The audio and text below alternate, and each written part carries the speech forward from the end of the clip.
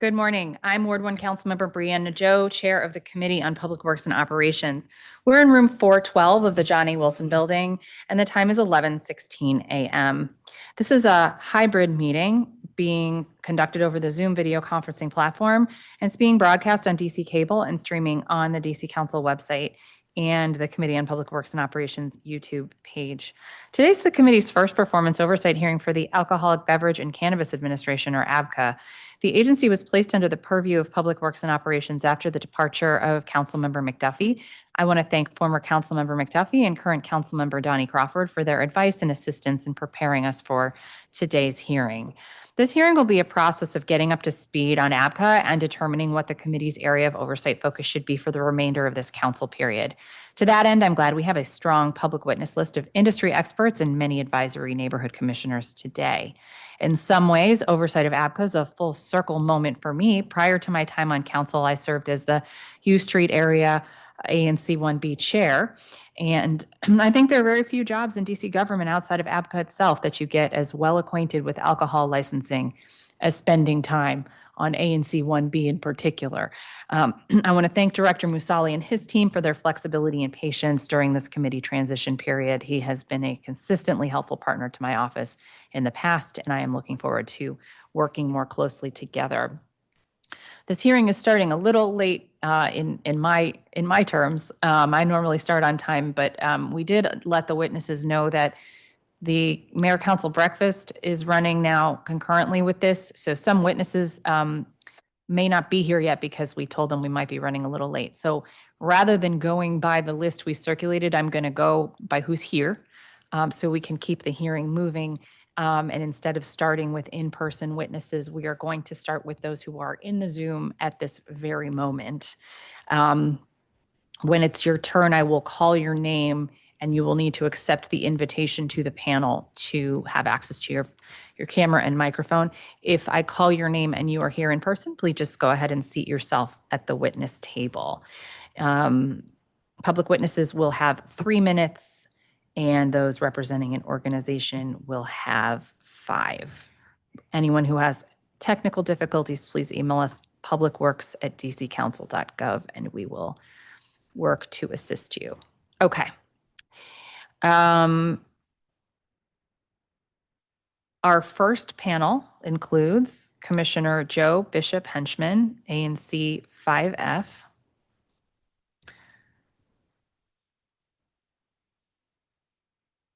Commissioner Tripti Patel, ANC 2A. Commissioner Jamila White, ANC 8A. Commissioner Louis Joe, authorized rep of Green Guard. Stephen Hanrahan, chair of the Alcohol, Beverage, and Cannabis Regulation Committee on ANC 1B, and Frank Chauvin. Excellent. We will get any other virtual witnesses on a later panel. And Commissioner Bishop Henchman, you may begin with your testimony. Thank you, Council Member and members of the committee, and congratulations on inheriting ABCA oversight. A number of commissioners talk with each other on ABCA issues, so I imagine you may hear common themes, and I wanted to maybe share some of those, at least that we've seen on ANC 5F. And I always like to start with good stuff. And then I'll get into the things that maybe might require changes to ABCA procedures or changes to regulation or law. But positives, at least from my perspective, ABCA is perhaps the best agency in the government at notifying the public about license actions, the placarding requirement, and notifying ANCs. They're over-inclusive in that, so we get all of the notifications for everything happening in our ward, which it's a lot of emails, but it works, and it makes sure that we're hearing about this. And I've always found ABCA staff to be quickly responsive to ANC inquiries, and that ABCA acts expeditiously to review and approve settlement agreements. So that's all the good stuff. Other people may disagree with some of those, but at least from my perspective, that's some of the things that ABCA is doing very well. 3 areas of concern that I wanted to raise, and that's lack of parity between alcohol and cannabis regulation, the procedural traps involved in the protest process, and ANC great weight and ANC relations issues. So first, with lack of parity between alcohol and cannabis, probably most notably, group of 5 protests are allowed for alcohol, but they are not allowed for cannabis. And that is incredibly confusing to everyone involved.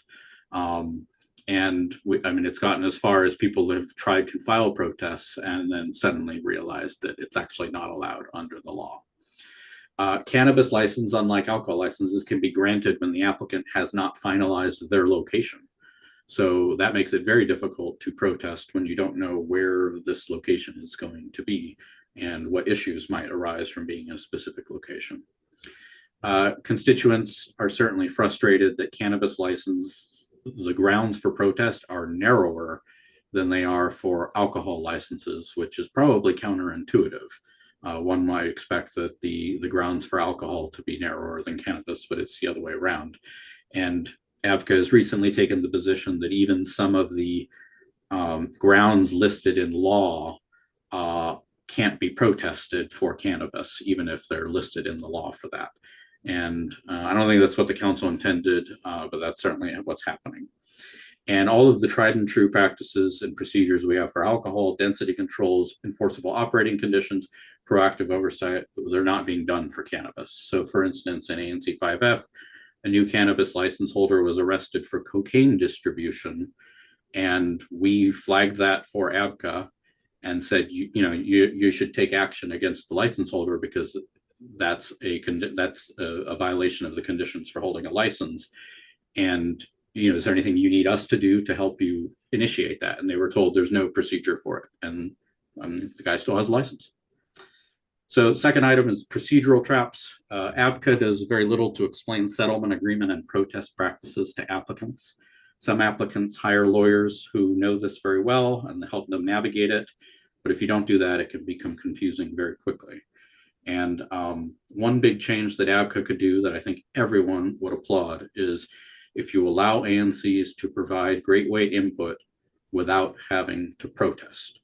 The law already allows that, but ABCA doesn't implement it. And so ABCA's position is for ANCs to have any great weight input at all, it needs to be part of a protest. And that's now getting harder because ABCA is now dismissing protests at the filing stage if they do not include evidence.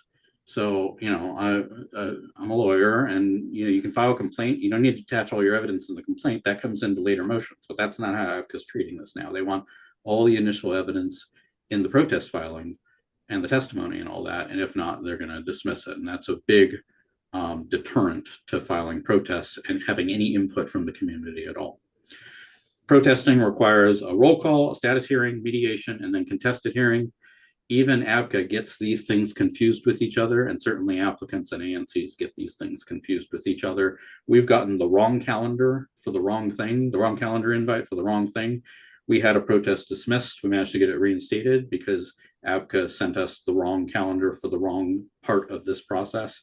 Are all these steps really needed? I think that's something that should be looked at.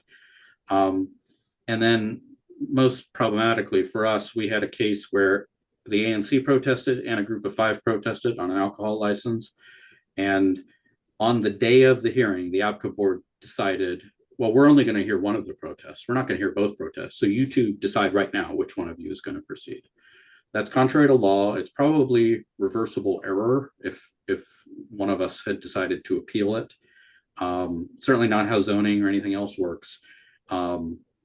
And this de facto dismissal of the ANC protest was very problematic. I'm happy to submit other stuff related to great weight, such as the new requirement that ANCs have to FOIA to get contact information of applicants. That's a new change that makes it very hard for us to negotiate settlement agreements, as well as happy to answer any questions that you may have. Thank you for the opportunity to testify. Thank you very much for your incredibly helpful testimony. Have you sent it to us in writing yet? No, not yet, but I will do that right now. Excellent. So just get it taken care of. That's what ANCs do. Okay, Commissioner Patel. Good morning, Chairperson Nadeau. Thank you for holding this hearing so that my comments may be entered into the permanent record. My name is Tripti Patel, and I'm a fourth-term advisory neighborhood commissioner representing single-member District 2A03, which is the bulk of the historic Foggy Bottom. I'm here today to share ANC 2A's experience with its first medical cannabis retail license and settlement agreement process, an experience that revealed serious procedural breakdowns that should not be repeated. On April 4th, 2025, ANC2A was notified by ABCA of the medical retail license application, and I'll give you the number. It's ABRA-130768 for Velvets located at 2517 Pennsylvania Avenue Northwest. The application was docketed for our regularly scheduled April 2025 ANC meeting. At the request of my fellow commissioners, the matter was deferred to a special meeting held on May 7th, 2025. Following a contentious discussion, the commission voted to protest the license in order to allow sufficient time for community engagement and feedback and to negotiate a settlement agreement addressing the operation of Velvets. On May 9th, 2025, ABCA was formally notified by email of the protest, and Commissioner May Yang and I were designated as ANC 2A's representative in the matter. On June 12th, 2025, Commissioner Yang informed the commission via email that she would be traveling internationally from June 14th through July 8th and would have limited access to email during that time. Despite this notice, ABCA held a protest hearing on June 25th, 2025. I, the second designated ANC representative, was never notified of this hearing and therefore did not attend. As a result of what was characterized as a non-appearance, ANC 2A was dismissed as a protestant by Chairperson Anderson. That dismissal was improper. I was available, I was designated, and I would have attended had I been notified. On June 27th, 2025, ANC 2A submitted a formal request for reinstatement outlining these circumstances in writing and was granted reinstatement.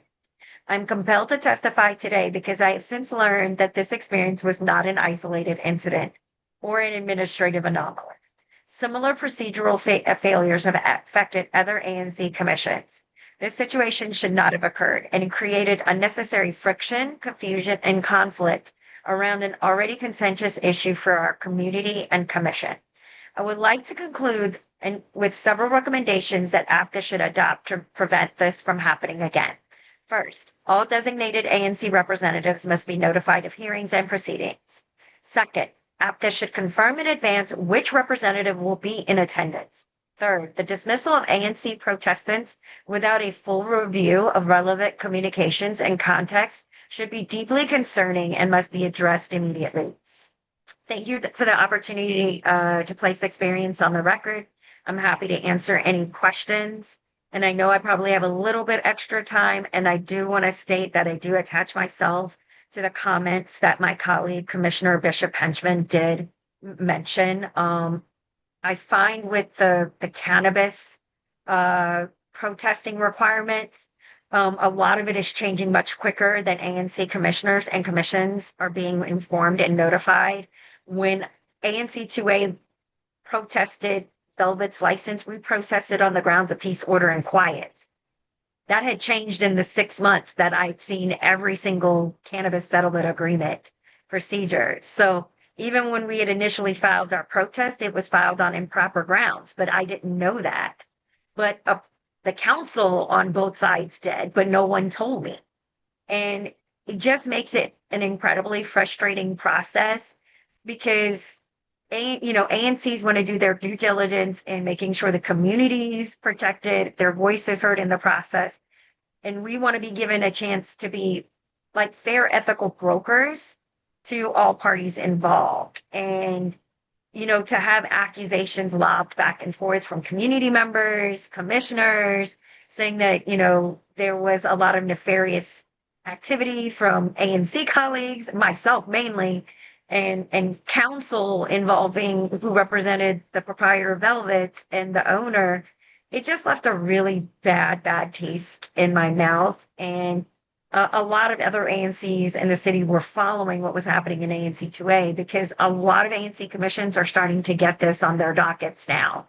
And, when this gets thrust upon us, we have very limited time to do this. And, I went back and I watched the recording where Chairperson Donovan Anderson dismissed ANC2A. He just was like, ANC2A never showed up, which we were never notified. And like, that's really frustrating. And I want to make it clear, this is not a ding against Chairperson Donovan Anderson. Like, he just made the assumption, well, we didn't care. But like, there should have been a little bit of due diligence from somebody at ABCA, because like, I had to have Chairperson Donovan Anderson rescind his ruling so that ANC2A could actually appear and, participate in like the next steps of trying to broker a settlement agreement. And I think a lot of that could have been avoided if there just had not been some carelessness. So I know there's going to be a Q&A, so I'm happy to participate in that. Thank you very much. Commissioner White? Thank you, Councilmember Nadeau. Can you hear me? Yes. Okay. And thank you, other commissioners. I am Jamila White, chair of 8A and single member district for 8A05, in which I have, I think, at least 3 ABCA licenses in my single member district. So I'm going to add on to what many of my colleagues have said and start with the process of ABCA. I really appreciate the ABCA staff. I think they're very helpful. We've invited them to come out to community meetings in which some of the ABCA lawyers have to talk about different licenses that have. However, I do think there are some changes that could happen, especially following up on what Commissioner Patel said in terms of notification.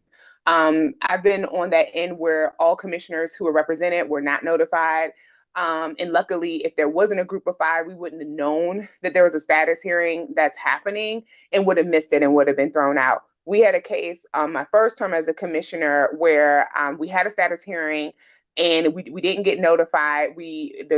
Our protest got thrown out, and when we contested it, because the person it was also out the country or something like that, because this was during the pandemic, we were like, well, you all didn't come, it's thrown out. I bring that to say that I've been on status hearing where the applicant didn't come and they were out of the country, right? This applicant in particular was Ethiopia, and it was dismissed, but the applicant can just reapply and we start the process over. But when ANCs are thrown out, and in my experience, when we've contested being thrown out for a missed status hearing, most of the time it's a status hearing, we're not given an opportunity to come back. It's just thrown out. Where if the applicant misses it, they can just reapply, and in 2 weeks, we're back at a status hearing.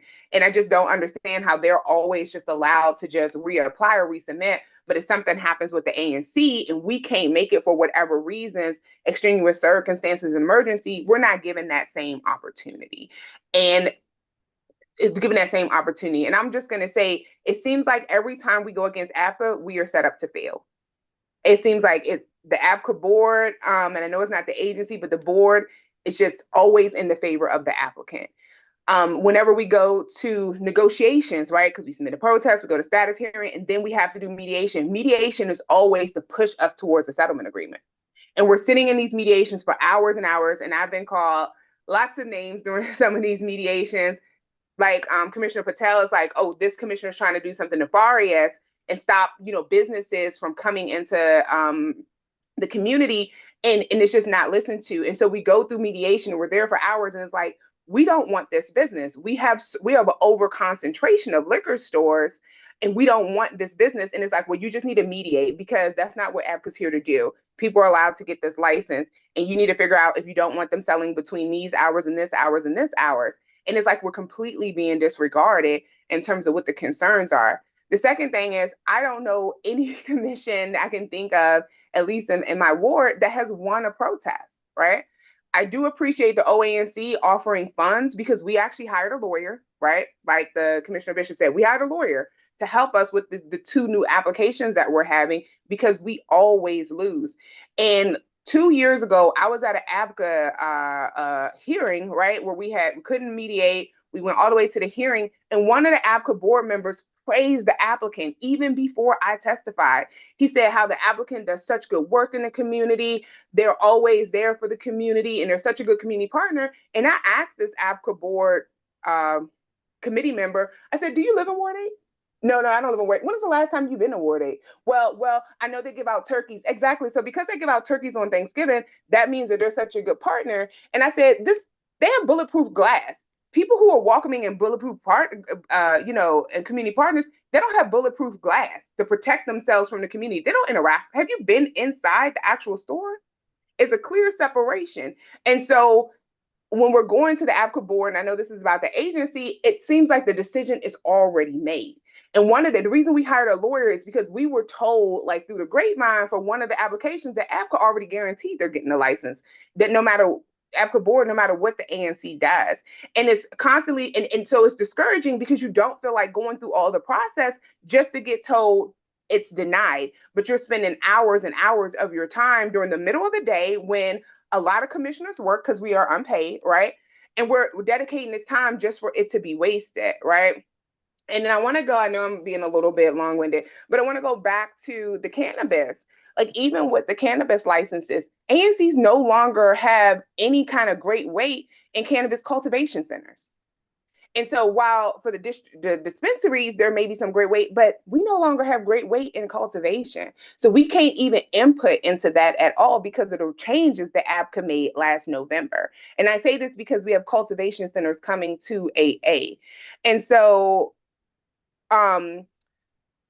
the last thing I just wanted to say, just for some structural things, I think the communication with ABCA is great, but we are overwhelmed in emails. When we're testifying for a council hearing, we get a notification the day before, we get a notification the day of. I've asked ABCA, can you send calendar invites, right? You all know that we work full time, most of us. Some of us have 2 and 3 jobs, but it's so much going on. Can you send a calendar invitation in an automatic email that goes out the day before or the morning of, just so commissioners are fully aware? But just sending a protest email, like a hearing email a week before or something like that, it can definitely get lost. And I think that's a small administrative change that they can make. And then the last thing I'll just say is settlement agreements are crap. Like, what are we settling for? You can't sell singles. You can't sell anything that, looks like it could be used to do other types of hard drugs, but it's like it's not actually resolving the issues that we're experiencing in our community. And when we protest on the grounds of where we're allowed to protest, nuisance, noise, etc., all of the liquors, like all of the businesses say, well, we can't help what happens outside of our store. So if we can protest, like the protest is saying, okay, what's happening outside of your store is becoming a nuisance. But then in the hearings, they're like, well, we can't control what the community does. The community is already a nuisance or whatever. Then we don't even have any basis for protest. So the grounds that we're given for protest is not even taken into consideration because the store is saying we can't help happens when people leave our store. We can't help it. Commissioner. Thank you. I'm going to start watching the clock a little more closely. But it's been great testimony, so it's very helpful. Next, we'll hear from Louis Joe. All right, thank you, Council. I really appreciate it. Council Member Nadeau, Chairperson Mendelson, and members of the Council. My name is Louis Joe. I'm a licensed medical cannabis carrier in the District of Columbia. And a longtime DC resident with decades in the city. I attended a DC university. Today, my carrier business serves thousands of patients and dozens of licensed retail stores across the district through our distribution chain. I entered this industry in reliance on Medical Cannabis Amendment Act, which created a distinct carrier license and promised meaningful market access for social equity licensees. I invested my savings, my time, and my professional skills to meet the district's requirements and to serve patients in a compliant, community-centered way. Under district law and regulation, carriers are a separate license category with specific duties and constraints, including verifying patient identity and age at the door, complying with strict geographic limits on delivering, avoiding federal and district government property, and using unmarked vehicles.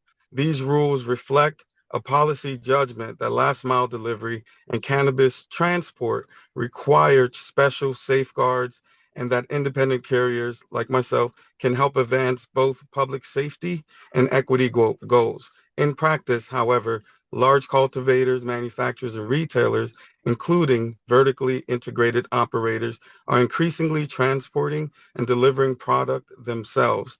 When cultivators and manufacturers can move cannabis to retailers through internal transport systems, and retailers can then deliver directly to patients, while carriers are barred from holding cultivation or retail interests. The market space for independent social equity carriers shrinks at every step of the supply chain. What was intended as a pathway into ownership and stability risks becoming a narrow and unstable niche. Public safety, equity, and efficient use of public resources are inseparable. Independent carriers operate under delivery specific safeguards and often come from communities historically over-policed for cannabis. As a citizen who has built a full compliant business, I'm exactly the kind of person the council intended to bring into the legal market. At the same time, the Metropolitan Police Department should not be spending scarce tax dollars and officer overtime on routine cannabis transport, destruction of seized medical products, or other logistical work that could be handled by the very medical cannabis carriers the district licenses and regulates. When MPD is tied up,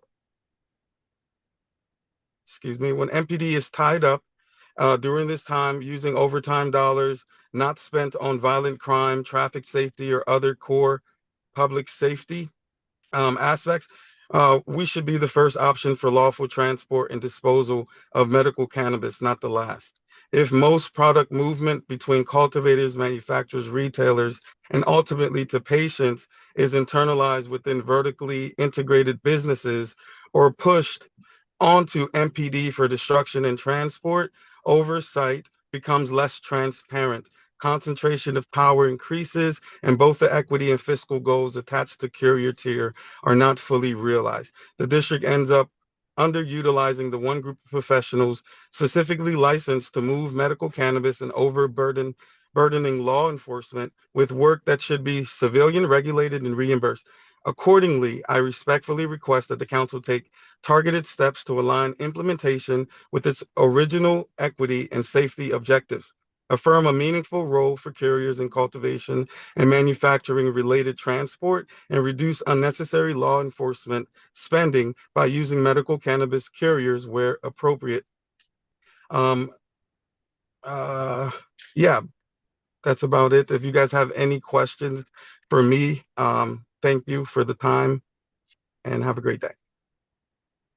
Thank you very much for your testimony. Commissioner Hanrahan?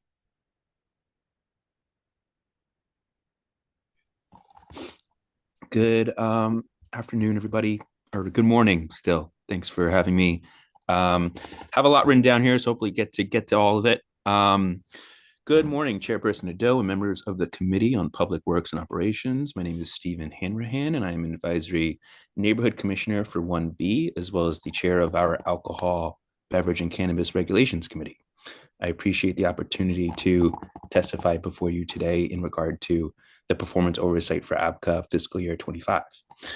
ANC 1B, representing the U Street corridor, includes over 127 ABCA licensed establishments in the commission area, one of the densest in the city, and perhaps the ANC with the most licenses that also does not overlap with a bid. I assume the bid can help with some of these concerns. As a result, we are over inundated with the administrative task of placard review and baseline efforts to safeguard neighbor concerns. Through extensive discussions last year at our committee and commission meetings, I present the following pleas in terms of greater ABCA performance and transparency, administrative improvement, code enforcement, and community engagement. They are: 1, support for the Noise Balance Amendment Act and improved regulation of the DC noise ordinances. DC has 2 separate noise ordinances. One with a set of decibel levels, the Noise Control Act, which is only enforceable by the Department of Buildings, and another that more generally prohibits against sound being heard from an establishment inside another premise. ABCA can only enforce the latter, which is subjective, and currently requires inspectors to go into a resident's home to substantiate. This is problematic for numerous reasons, as residents often feel uncomfortable with inspectors in their homes at 2 and 3 in the morning, 2, ABCA requiring 2 inspectors, which means they can only respond at half the rate they could if they can only send 1. Finally, the current ordinances do not account for bass, which is often the most disturbing sound from an establishment. There is currently proposed legislation for a Noise Balance Amendment Act introduced by ABCA that can seriously alleviate some of these concerns of the current regulation of noise ordinances. ANC 1B implores the DC Council to consider this proposed legislation and gives its great weight towards ensuring that the noise regulations are clear and objective, do not require inspectors to enter residences, are appropriate for the zoning, and that there is well-funded and equipped regulatory body to enforce them. Two, and this kind of seconds a lot what other folks have said, but improved administrative abilities and transparency of ABCA. I want to give kudos to the ABCA staff who are extremely helpful and responsive in fielding community questions in regard to ABCA processes, the placard review emails, and helping retrieve and find records. However, in 2026, searching for basic records and information from a DC agency should not feel like going into the Library of Congress looking for ancient Tibetan literature. These records should be made more easily accessible to the public. One here is the website. The existing website is outdated, difficult to use, and not up to the same standards of other district agencies. The search record feature is extremely finicky. Basic information is hidden behind old addresses, LLC names, or board transcripts. And the records only search back 10 years, which is extensive, but there are many establishments, active settlement agreements, and history prior to that, which has to be FOIA'd. In recent years, other district agencies have upgraded their websites to public-facing portals with JS maps, enhanced search features, and the ability to click an address or project. At a recent ANC 1B meeting, the ABCA director shared that a planned Salesforce upgrade is slated to happen, and the ANC 1B implores that the council follow up to ensure that this upgrade happens this year. Next item here, increased transparency for noise complaints. As mentioned earlier, noise is often the most cited concern for residents with establishments. However, trying to find an establishment's record of noise complaints is nearly impossible for a member of the public or even the ANC. Unlike settlement agreements and board orders, noise complaints are only available via FOIA. I sent out one FOIA. I sent out requested, yielded a list of just itemized complaints like complaint 12345, 1234556, but there is no date, no details, no substantiation of anything. Another FOIA email yielded like individual emails of complaints being logged by inspectors, but it was really hard to comb through, and it did not include the full scope of the FOIA request. There needs to be a clearer and easier way to extract the record of noise complaints, especially when ANC is weighing a protest on peace, order, and quiet. The next item is also the inclusion of the business contact information on renewal placards. And this was kind of mentioned before, but I think that for new license applications, the business name and their email are included in the license application, but for the renewals, they're not. And this is just like a great way to create a line of communication and outreach with the business owner. If this could be included in just to like the ANC or to some of the other members of the public, that would be really helpful in terms of facilitating the engagement. And then finally, some additional considerations, the renewal timeline. So I think in 2025, we reviewed over 100 Class C restaurant and tavern licenses.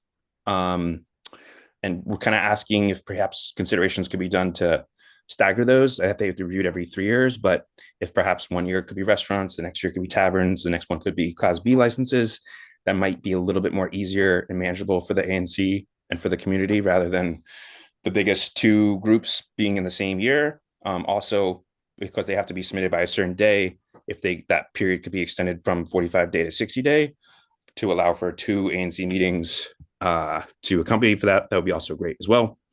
And then finally, to second kind of what was said earlier, I think that protest is a really heavy-handed word, and more education can go towards the license owners in terms of what that means, what the process is, and if there's also ways in which the ANC can input their great weight for a placard outside of a formal protest. Thanks, Commissioner. Thank you so much. Frank Chauvin?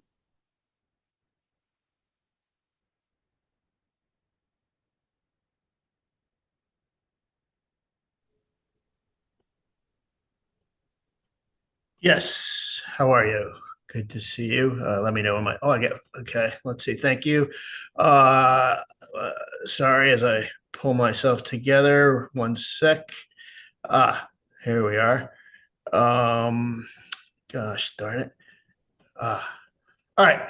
Good morning. And let's see, Chair Nadeau and members of the committee, thank you for your opportunity to testify. The Alcoholic Beverage and Cannabis Administration states that its mission has two parts. First, to register and regulate the alcohol and cannabis industry, and second, to support community health and welfare with respect to alcohol licensing. Today, I'm focusing on the second half, the half that is too often muted in practice, even though it is part of residents, though it's a part residents live with every day. In neighborhoods like mine, that of North Shaw and U Street corridor, ABCA has become efficient at processing licenses, but unreliable at protecting communities from the cumulative harms by how those licenses are used. Let me offer a few examples. First, noise enforcement.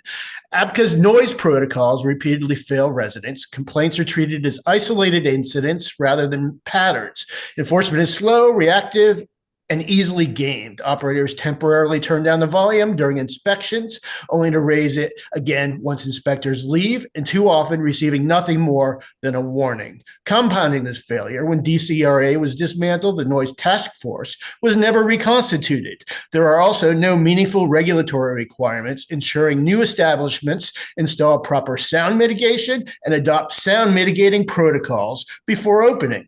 As a result, residents spend years of personal time fighting preventable noise impacts. A handful of these are quite visible in Ward 1 alone. Just last week, ABCA's director acknowledged that noise violations are rising citywide and remain the top violation in North Shaw and U Street. This committee should move promptly to take up the Nightlife Noise Amendment Act and hold hearings to address this systemic failure. Second, mandated inspections. District law requires annual inspections of licensees' books, records, and premises. Yet in Ward 1, a FOIA revealed that one licensee had not received a required inspection for 5 years. 5 years. That is not a clerical oversight. It's a breakdown of oversight. Reasonable persons may in fact see this as a simple but deeply concerning oversight. Others see something much more nefarious at play in this one instance.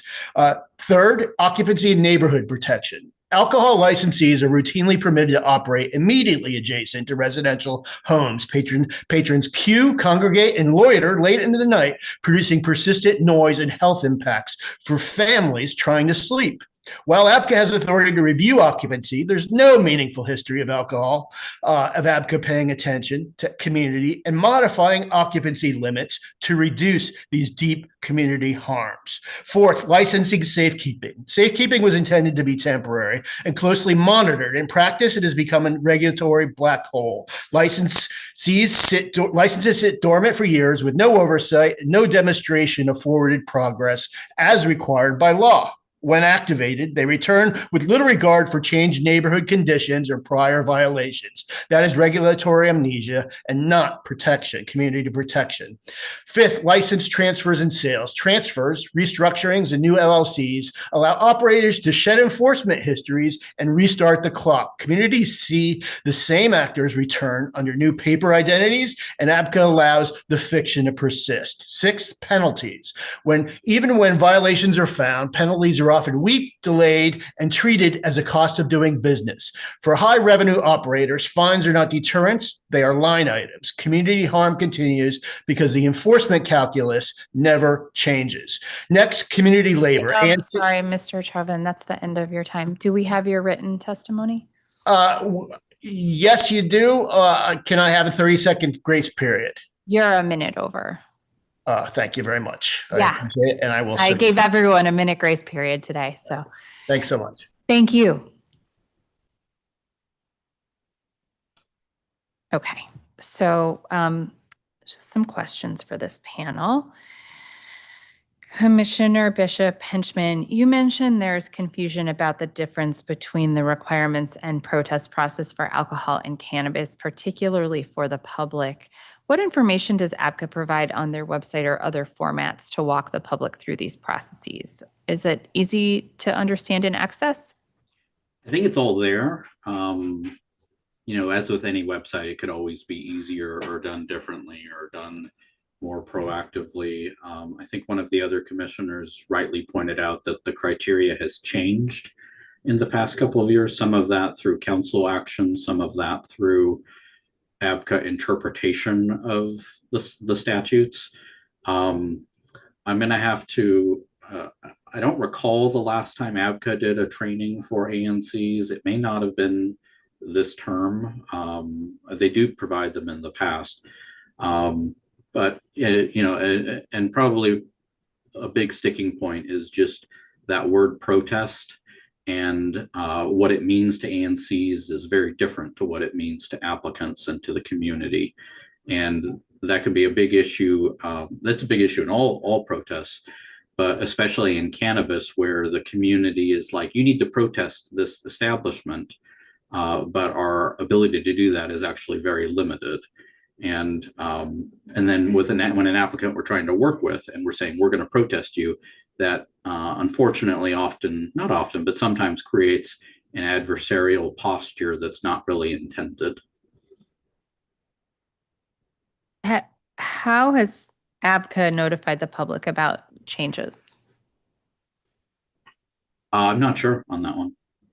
Okay. Thank you.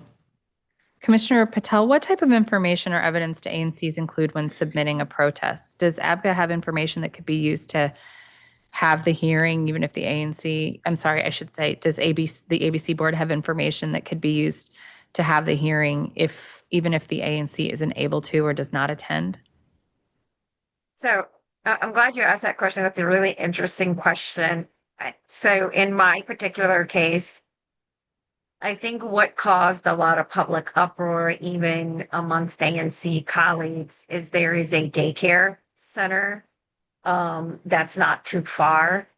And the community was interpreting that as a school, because I think there is APCA guidance or rules or regulations saying you can only be, your establishment can't be within X amount of feet of a school. And I think the community members, a lot of them were trying to use that as like the bludgeon to try to block this establishment in ANC 2A. And I made it very clear. I said, APCA wouldn't issue the license in contradiction to their own rulings. And I found what made this process really contentious with community members and ANC colleagues is not everyone has the same information level and bandwidth. I happen to be constantly curious and I want to know the rules and regs of the things that I go into, especially when it's around like very serious issues like this. And I had to be in meetings constantly telling people, you don't get to sit here and say this is not coming to your neighborhood. I said, what you do get to say is how it is shaped in your neighborhood. And and that's kind of where like all the attacks started happening. They were like, well, you just want to be supportive. And I'm like, no, there are just some fights, you're not going to win. And that kind of ties into what my colleague, Commissioner White, said. It's a very frustrating process when you're trying to do your due diligence to be a fair, honest, ethical broker for the commission and the community. And it's kind of like, you're already walking in feeling like the cards are stacked in against you. It's kind of like, APCA didn't send an updated guidance to ANC commissioners on grounds that we could protest on. They're now incredibly narrow. I didn't know this, and I did my due diligence. And I want to make sure, be very mindful. The APCA staff that I have reached out to and worked on with this issue have been incredible. They were very positive. Can I interrupt you for 1 second? Because I Yes. do want to get back to the heart of this particular question, because I think it's helpful for this situation. Do you think that the ABC board has information that can be used in a hearing, even if the ANC isn't present? I mean, given the evidence that you submit with your protest? It's almost like, even when you give them the evidence, and like I said, I'm sharing somebody else's story. It's not my own story. Like, if you're not there to talk about it or discuss it, it's like, well, you're not here. Like, you're just gone. And so, and I just find it's like very frustrating. And also to tie back into Commissioner White's point, like a lot of ANCs don't have flush cash funds to hire attorneys, to hire traffic experts, noise experts. And also like that time window to collect that evidence is extremely short. So like if you want to document like a certain, say, hey, this is our just and right cause to protest, you need to show a pattern of traffic, noise, peace violations. Like somebody can behave for like 10 days, 14 days, 15 days. But like, okay, but what about over the course of a month? It's just like a lot of these timelines that they do this on don't really give the chance for the community to make their arguments in a way that is actually balanced. Let me say it that way. Thank you. Commissioner White, what types of issues do you see most often with businesses in your SMD and your ANC? And what types of issues are you trying to solve with settlement agreements that just aren't working? The main issues is there's so much congregating outside of the liquor establishments. We only have one medical cannabis. There's no congregating outside of that at all. There's congregating outside of the liquor stores. There's often selling of other substances. There's often sex work and other types of work that's happening. And most of the liquor stores are concentrated. We have one directly across from Boone Elementary School.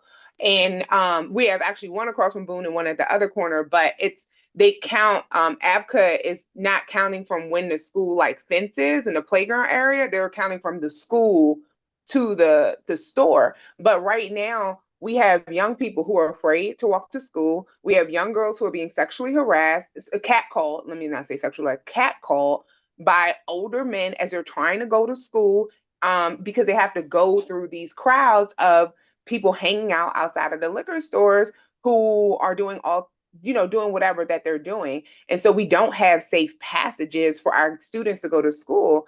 And that's also daycare, senior wellness centers. And so it's contributing to the overall environment that we already have. And I know that the liquor store is not the root cause of some of the use and issues that we have in our community. It's not the root cause at all. And I realize that some of that will still happen if certain liquor stores are there. But I also know that if some of these liquor stores, the ones especially who are not good community partners, are gone, a lot of that traffic, a lot of what's happening will go too. Now, will it be moved down the street or moved somewhere else? That's always a possibility, but they're not contributing to the environment to make it better. And whenever we talk to the stores, because I've talked to quite a few of them about, hey, why don't you sell alcohol and food or do something else? Try to be a little bit more diverse, a community partner. They all say, no, we don't want to do that. We just want to sell liquor. And I actually told one store that, okay, fine, I'm going to come to your nice house because you live in a suburb in Tysons, and we're going to protest you every single day and show pictures of what's happening in our community, because you won't even invest in your business in your community. And you don't live in DC, you don't live in Ward 8. You come here behind protected bulletproof glass and you leave. It's completely extractive. And so those are a lot of the issues that we see in the community, that I see specifically in this community. And where so many of our stores are located are concentrations of our open air markets. So we have large, huge open air markets, and then you have 4 or 5 different liquor stores within a couple blocks. Now, I will say we have one liquor store where the owners live above the store, and they don't have those problems. This is one liquor store in our ANC that we never contest because we don't have those. They don't have those problems. They're what you call a community partner. They hire people from the community. They live in the community. But the other ones where there's just like, let me buy as many of these stores as I can, we just don't see that. And I just want to highlight that point about the ABCA board. Like, I am completely convinced that there is a structural issue wrong with that ABCA board. As a commissioner, I tell you, whenever I get a new placard notice, I don't even have the motivation besides my community being like, we need to protest this, to go through that process, because I already know what I'm getting when I get to the board. It's so frustrating and demoralizing. And then when we're going to testify, before we even testify, to have board members who don't live in our community praising the applicants, it's like, we're not stupid. How are you praising an applicant before we even testify? And so it's serious issues. I know a lot of board members have changed. This particular board member I'm talking about, he's no longer on the board, but I think the board of ABCA needs to seriously be investigated. And I'm using that word intentionally. Thank you.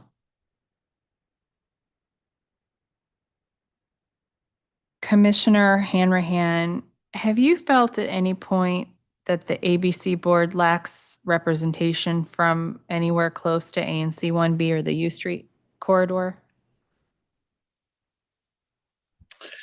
I don't know if I know the specifics of where the board members are representing from, each of their individual backgrounds. I don't know if I could tell you that off the top of my head. I think they could. I think, especially, I think they could give more of a representation in terms of an ear for noise concerns, especially those being the prevalent concern of ANC 1B. I think they could use more of those, but I can't speak specifically in regards to where they're each representing from. Well, let me ask it a different way. Do you feel like U Street areas are understood by the ABC board? Yes and no. I echo some of these. I echo like a lot of the other concerns that are shared by ANC colleagues about some of the board feeling like they're not representing the concern. They're not as in with the knowledge of the community concerns as they are seemingly being more as sympathetic to the applicants themselves.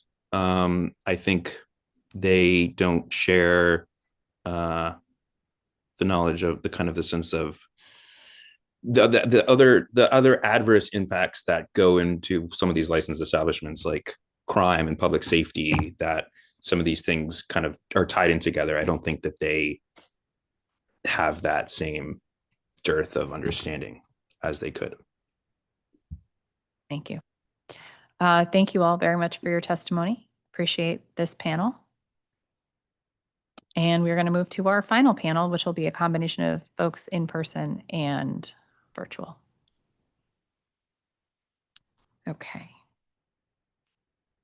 I'm going to call everybody who has not testified yet, just in case you're here and we don't see you. Commissioner Stephen Kolb, ANC 6A. Commissioner Guzman, ANC 3F02. Feel free to come seat yourself at the table. Commissioner Courtney Carlson, ANC 3F. Chandar Jayaraman.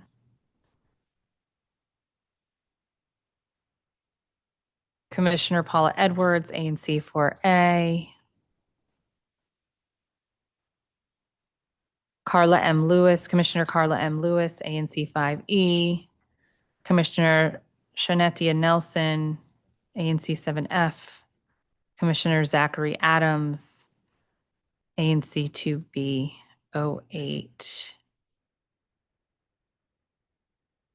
Great. So if you have signed into the Zoom with the correct name, then you will receive an invite to be promoted. And if you haven't, you won't. So raise your hand if I called your name and you are not receiving a promotion invite, because it may mean that you've got the wrong name on today. Okay.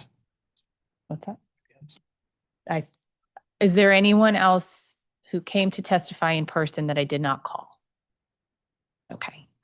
Then this will be our final panel today before we turn to our government witness.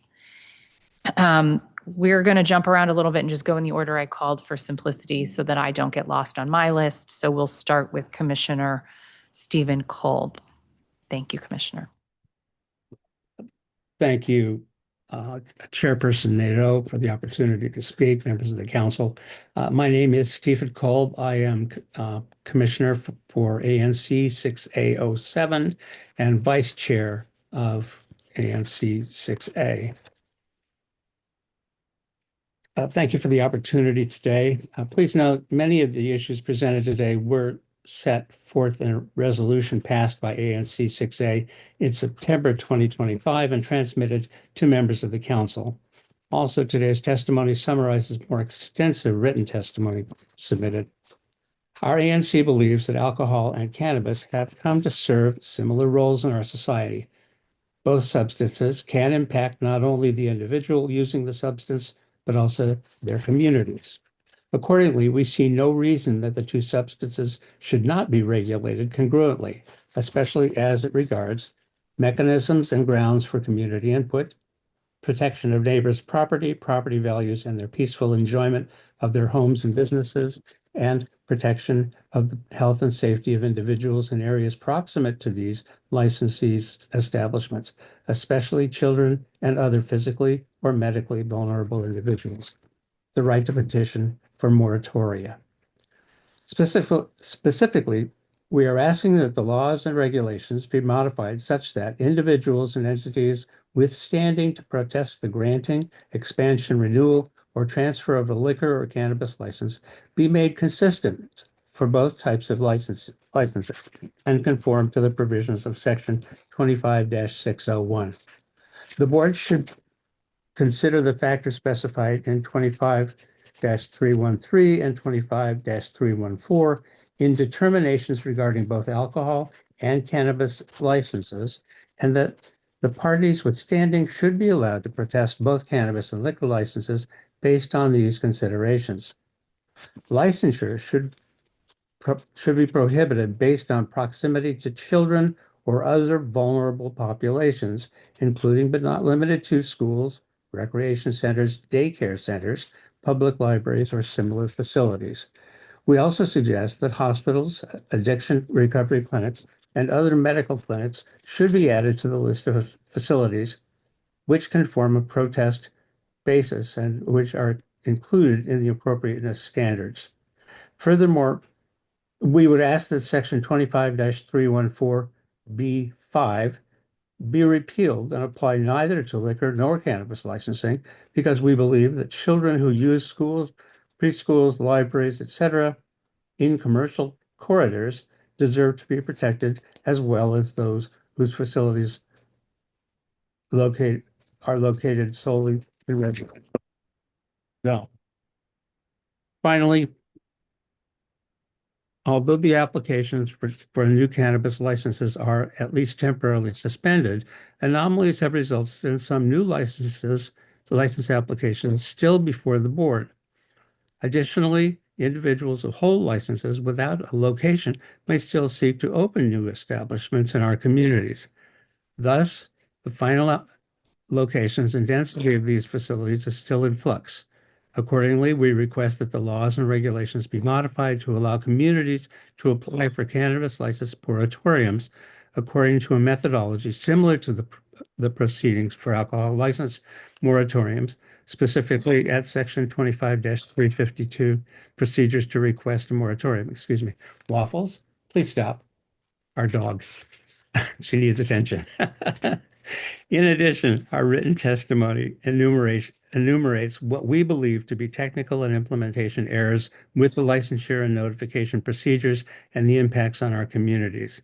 We want to make it very clear that we are not suggesting banning or prohibiting consenting adults from reasonable access to these substances. And we understand that a reasonable density of licensed establishments on commercial and entertainment corridors is essential for the success of these corridors. At the same time, however, we reject the current set of laws and regulations which dramatically limit community input and constrain the basis by which communities can protest or seek to modify the potential impact of these establishments, particularly retail cannabis vendors, on the community. We ask that ABCA and, where necessary, the council undertake timely modifications of the rules and statutes in accordance with our testimony, and that input from ANCs and impacted communities be included in this process. Thank you for your consideration. We ask that you take this testimony with the great weight afforded to ANCs by statute. Is Waffles a pet? Yes, she's a beautiful Australian golden doodle. Is she going to say hello? Waffles, you want to say hi? Come here, girl. No, she only comes when she wants to. She's 9 years old, very smart. I have Very kids like that, so. Yeah. Thank you. Yeah, absolutely. Thank you, Waffles. All right, Commissioner Guzman. Great. Good morning, Chairperson Nadeau and staff and fellow ANC commissioners and members of the public. My name is Sue Guzman. I serve as the Advisory Neighborhood Commissioner for Single Member District 3F02. And I'm grateful to be here to share ANC 3F's experience with ABCA over the past year. ANC 3F represents a diverse and highly active community. Our boundaries include a public elementary school, 2 private schools, nearly 10 licensed preschools and daycare facilities, the University of the District of Columbia, the Van Ness Main Street retail corridor, numerous embassies, single-family homes, apartment buildings, and a playground and a house of worship. It is a community where children, families, students, and businesses intersect every day. In 2024, our ANC welcomed its first medical cannabis dispensary and worked cooperatively with the applicant throughout the settlement process. In 2025, however, our commission protested a second proposed dispensary located just 5 blocks away.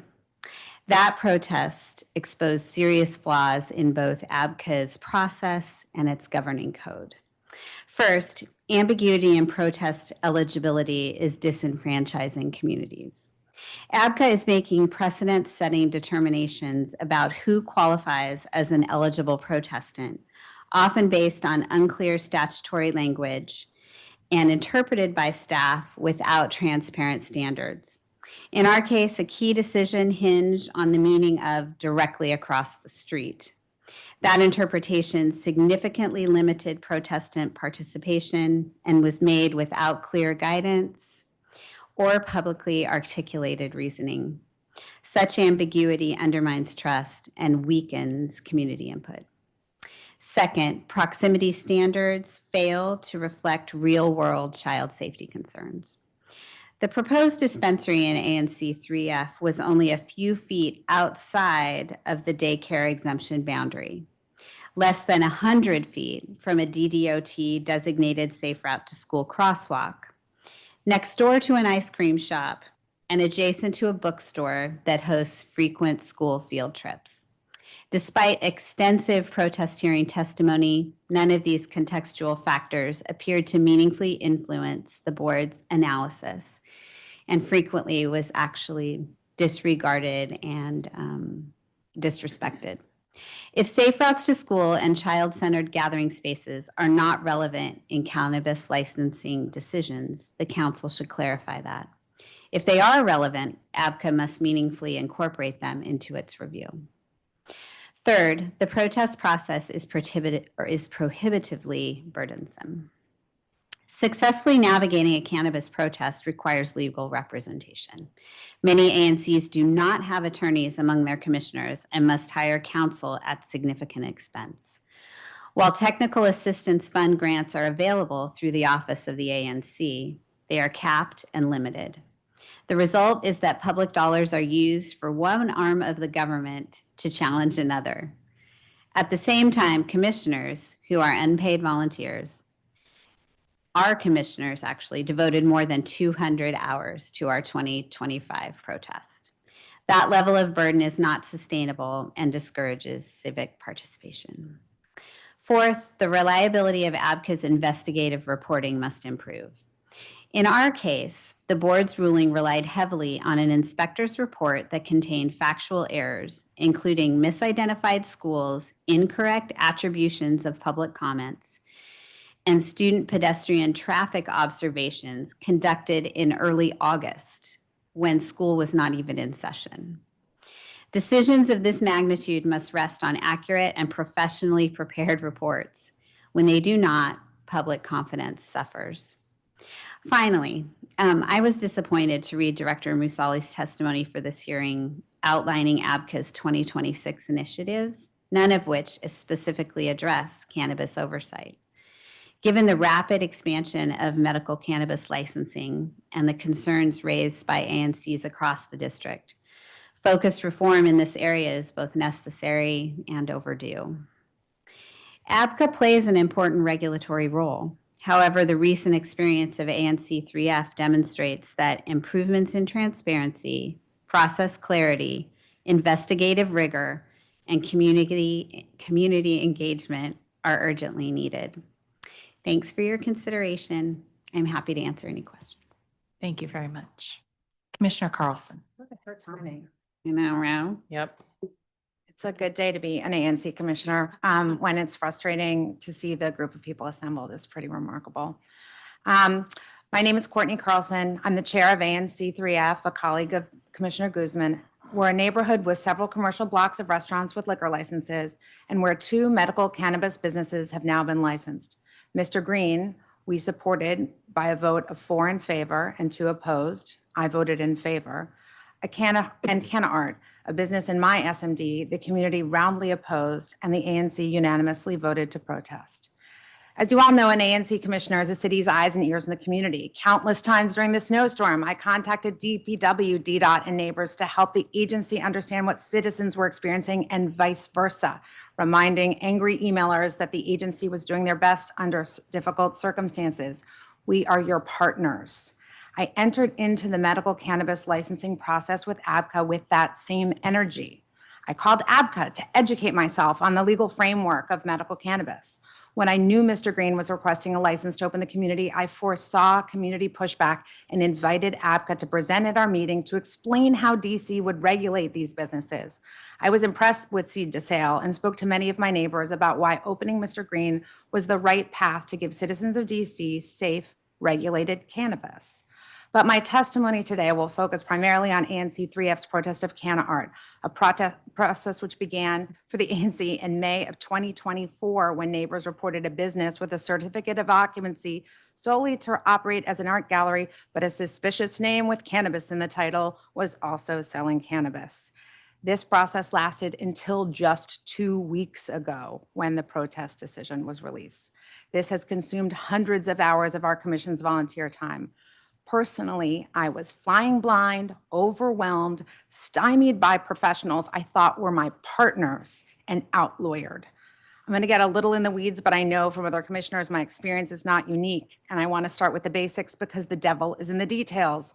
ABCA published an incorrect email address on its website for submission of protest letters, resulting in community stakeholders sending their letters of concern to the wrong address. Neither the ANC nor individual protestants consistently received confirmation that their materials had been received, which we needed to know in order to be at the right place at the right time. As a result, participants were left uncertain whether they had complied with agency requirements despite serious consequences of non-attendance or dismissal. I wrote to ABCA explaining, quote, still this letter did not show up in the list of protest letters that were received notifying protesters of the roll call hearing. If it is important that protesters be present at the roll call hearing, it's important that they receive this confirmation. As the community sought to register their protests, multiple community members were told by ABCA that their emailed submissions were not valid unless converted into a PDF format, despite the absence of clearly published requirements to that effect. In fact, the ABCA website states written protests must be received timely by ABCA's legal division. Submissions may be made by email, strongly recommended, in person, or by mail. I want to be very clear. Even members of my own commission, experienced, engaged volunteers do not know how to convert documents into PDFs. Conditioning civic participation on document format literacy is ridiculous. One resident told me she was instructed to, quote, figure out how to convert her email to a PDF in order to be accepted. That's not accessibility, it's exclusion. On April 21, ABCA staff emailed me that ANC 3F's FOIA request was complete. However, it omitted key enforcement records. When I pushed back, the FOIA officer sent me solely my own email correspondence with ABCA. Clearly, I was already in possession of that. I wrote to them, it is a waste of resources for you to have sent me my own emails and possibly an attempt to dissuade me from trying to get the information I am seeking, which is my right not only as an ANC commissioner, but as a DC resident. Nearly a month later, on May 15th, ANC 3F finally received a copy of a 2024 enforcement letter after repeated unanswered requests for that document. You cannot require meaningful participation while withholding the information necessary for me to participate meaningfully. Even after receiving the enforcement letter, crucial information about fines and enforcement on the applicant were not provided. The applicants themselves told us they never paid a fine. We sought to know why, because maybe we misunderstood the severity of the law breaking that was happening. I was able to obtain these documents with photographs of the illegal sales after months of calls to multiple agencies and subsequent additional FOIA requests to other agencies. To the layperson, it would seem that ABCA has all this documentation regarding that enforcement. They let it. Is that a technical oversight that they didn't give it to me? Was it an error in how I formatted my FOIA, which said all information and correspondence regarding can art? I'm not equipped to know that. Should I be? I certainly didn't feel like we were working in partnership.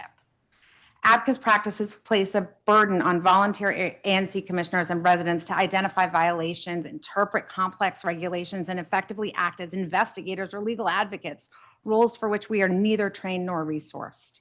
At the same time, requests for enforcement activity and for information about enforcement actions were either unmet or denied, including when requested through formal FOIA channels. Without access to enforcement findings, the ANC can't meaningfully fulfill its statutory function as a liaison between the agency and the community. As I wrote in one email, the protest parameters seem to be designed so protesters cannot meet the metrics. Commissioner, so Yes. sorry, but I'm sorry, am I over time? yeah, Can I, we're a minute over now. okay. Do we have it in writing? Yes. Okay. I'll send it in writing. Okay. If I can just give just in the last, the burden of enforcement, investigation, and legal precision is shifted onto unpaid volunteers and residents, while the agency with expertise and authority withholds the very information required for meaningful participation. Oversight is about patterns, and the pattern here is a process that discourages encouragement and undermines trust. The very way ABCA implemented this process undermined the trust of the community in ABCA and undermined our confidence in the decision. Thank you, Commissioner Chandler. Go ahead. Thank you very much. My name is Chandra J. Raman. I'm a resident in Ward 6. I'm testifying as a resident in ANC 6B and not representing the views of any ANC or other entity. I'm a recently retired member of ANC 6B, having served as chair of ANC 6B and served 5 terms as chair of the ANC 6B's Alcohol, Beverage, and Cannabis Committee. First, let me state that ABCA staff, including Director Musali, are fantastic and have been extremely responsive to questions or concerns that have been raised. So my testimony today is not directed towards ABCA staff, but rather towards the actions of the ABCA board, which dismisses issues and concerns from the community. There must be a balance in which residents through the ANC have their voices heard and issues addressed.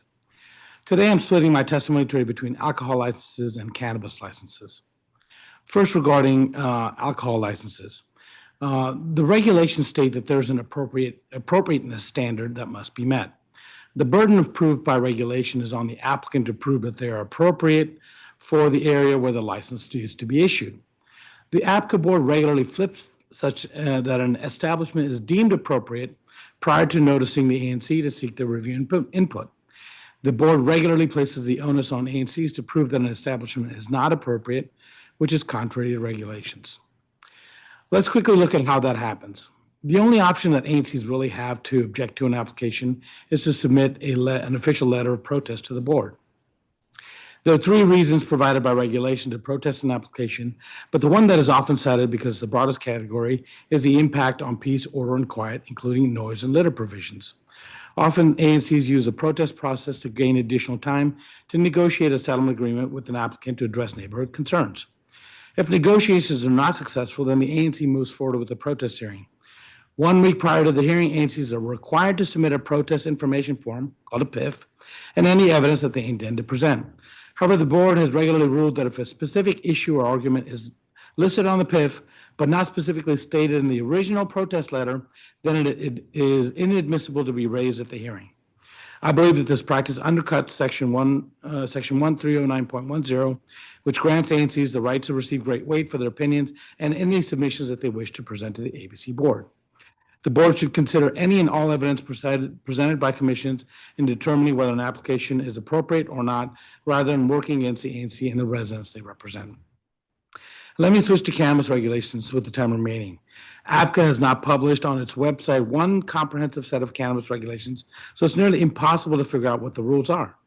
For example, the most recent medical cannabis notice of final technical rulemaking, which was approved on December 3rd, contains the changes that were made under this specific rulemaking.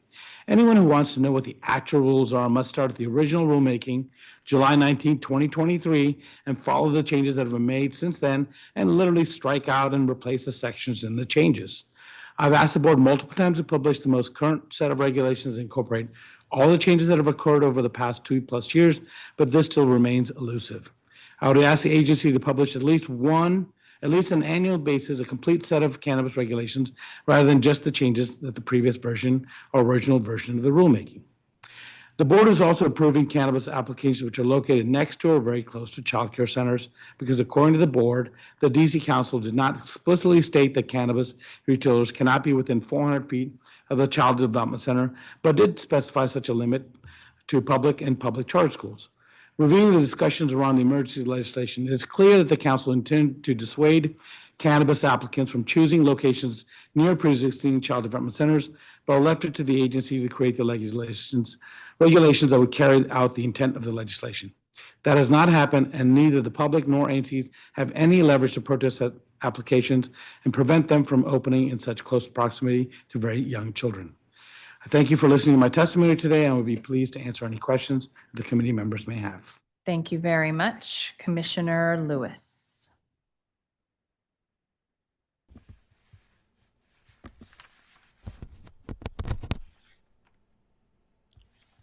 Trying to turn my camera on. It's not coming on. Commissioner Lewis, I think I can very Can you- faintly hear can you you hear me? talking. Just barely. Okay. I'm trying to turn my video on, and for some reason or another, the video is not coming on. Is the camera covered by something? It does look like it's on. Well, I tried opening it. Oh, there we go. Okay, now we can see you. Okay, good. Very good. Thank you so much. Right. Yeah, you're a little bit better now, but if you can just speak up, I think that'll help. All right. I don't know what's happening with my microphone or audio. This is the That's second better. time. Thank you. Okay, thank you so much. Good afternoon, Councilmember Nadeau, council members, and fellow commissioners. I want to thank my fellow commissioners for already expressing most of my views. My testimony today is going to be short and sweet. I also want to note that I am not here representing ANC 5E. I am here to express concerns based on my own experience, those inputs that I've received from neighbors. I am Commissioner for ANC 5E02, and I would like to talk about two things. Number one, cannabis. On one, I'd like to give thanks to the ABCA for shutting down an illegal ABCA or cannabis spot in my single member district. So that's one thing that they have been able to do right, is to shut down this illegal operation.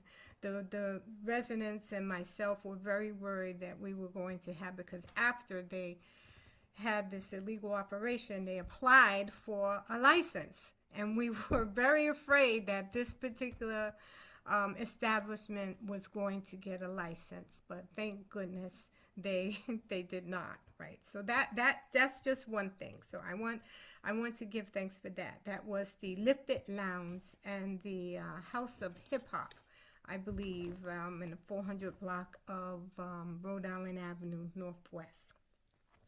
However, things did not work out so well for myself and the residents when it came to Smoking Things, which is a cannabis operation that is at 25 Florida Avenue Northwest. And this establishment was within 400 feet of a daycare, which is Petite Scholars. And there's nothing. The residents, myself, the parents, the teachers, no one understood why this operation was able to open up within 400 feet of a daycare center, but they were able to get the license. Since then, I believe that the operation, the establishment is no longer operating. And I believe that that's solely just based on my praying and fasting to God, because ABCA had nothing to do with it. They did not shut down this operation or prevent this operation from opening. And these are the type of things that I think the ABCA board needs to look at clearly. The residents that will be impacted, the students, the children that will be impacted by such operation. More enforcement is needed here. Many times this operation, when they first opened up, they were operating in the evenings, and they didn't even have the equipment inside of the establishment that they were supposed to have to cleanse the air, to make sure that the smoke was filtered. But yet, they were allowed to open. But the second item I'd like to talk about is for ABCA with regards to alcohol licenses. Now, mind you, this particular establishment is right across the street from my house. So I know that most people love the establishment, and I'm not saying anything about the operations of this establishment other than, we as residents deserve to have peace, quiet, order, and a good quality of life. We deserve to have that. But when you have establishments such as the Big Bear that have loud events, loud music, people cheering and jeering, it's like living across the street from a football stadium sometimes. And I did not move next to a football stadium, so I do not expect to hear all of this loud cheering. So right now, ABCA is like, if it's not after 10 o'clock, they don't take noise complaints. You can have noisy situations during the day. So just because I should be able to, read inside my house, do whatever it is inside my house without being affected by an establishment across the street from me. We're not supposed to hear any noise emanating from the establishment. So I would like enforcement to be a big thing with regards to ABCA. Thank you very much for your time today. Thank you very much. Commissioner Adams. Hi, good afternoon. I'm here to comment on a few issues that I and my commission have experienced. Protests and settlement agreements, to my understanding, are structured process mechanisms to encourage compromise between businesses and the communities they do business in. To me, now in my second term as an ANC, I echo many other ANCs on this and the prior panel that settlement agreements have become a vexing wedge by which ANCs and the business operators are pushed into polarizing positions and soul-searching to understand a quixotic process, rules, and their enforcement. One, given that settlement agreements are enforced by ABCA, ABCA should take clear and unambiguous ownership of the process of enforcement. Any issue that ABCA cannot enforce, they should say they cannot enforce and remove from the list of possible terms of settlement agreements. ABCA should create such a list of enforceable terms that can be modified, Mad Lib style if possible, and pieced together into a compromise rather than leaving it to non-legally trained individuals to figure out what is and is not acceptable for these agreements. You do this for applications and placards, why not for settlement agreements? Perhaps a related issue with DOB, DLCP, or police, but I feel like ABCA should be able to figure it out. It's an agency with a much bigger budget and paid employment compared with ANCs. Late night noise complaints, for example, are unenforceable as stands because they are done by DOB inspectors who will not go out late, the time when noise complaints are the most frequent. Relatedly, my fellow commissioner in 2B05, Alex Marshall, has one of the densest, if not the densest, concentrations of liquor licenses in the city within his single-member district. ABCA has ignored his feedback that it was against statute for a new strip club, Cielo's Angels, to be located where it was, not a minimum distance from other establishments. ABCA changed their minds during the protest process after the ANC reminded them in negotiation it was not an allowable location, but then decided to replacard and not consider the legality of the location when approving the license. Circling back to the paid employment piece, too, and building on the responsibility of the settlement agreements, ABCA hearings are a stunning process. ABCA does not send out virtual meeting invites and information until approximately 1 day before. They have been repeatedly, in my case, sent to the wrong parties. We're talking about virtual meetings and it's 2026. Schedule them in advance, cancel them as necessary. The system as set up is set up to fail and cause individuals the most possible headache. If a party does not have standing or fills out forms improperly, tell them before you run the meeting. It could have been an email. This has wasted multiple hours of time between ABCA and my fellow volunteer commissioners. 3. Settlement agreements should be indexed and readily searchable by any member of the public by business name, LLC, address, ANC, etc. A search for 2B yields no results on the ABCA site. That's humiliating and embarrassing. What a terrible, terrible informatics setup. Any business or address applying for or renewing an ABCA license should know what settlement agreements they are subject to, and that information, including links to agreement copies, should be resurfaced during any placarding process. That I even have to say this is mind-blowing, but our commission has found out multiple times before settlement agreements that we see a PDF for that we do not have in our emails, could not find online, and yet were signatories, often more than 10 years ago. ANC's turnover, they have had their emails wiped, and the ANC websites, not required by law, by the way, are not reliable means of posting or transmission. And finally, I testified when ABCA was deploying the cannabis oversight and regulation, and I'll say it again, we should unify the protest process. I recognize this may take an act from council, but the abdication of role hurts us all. The protest reasons and processes should be harmonized to the fullest legal extent possible between alcohol and cannabis establishments. This has caused great confusion among ANC's businesses and constituents. I yield the rest of my time.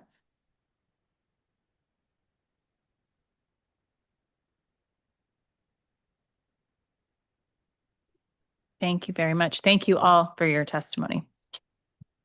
Okay.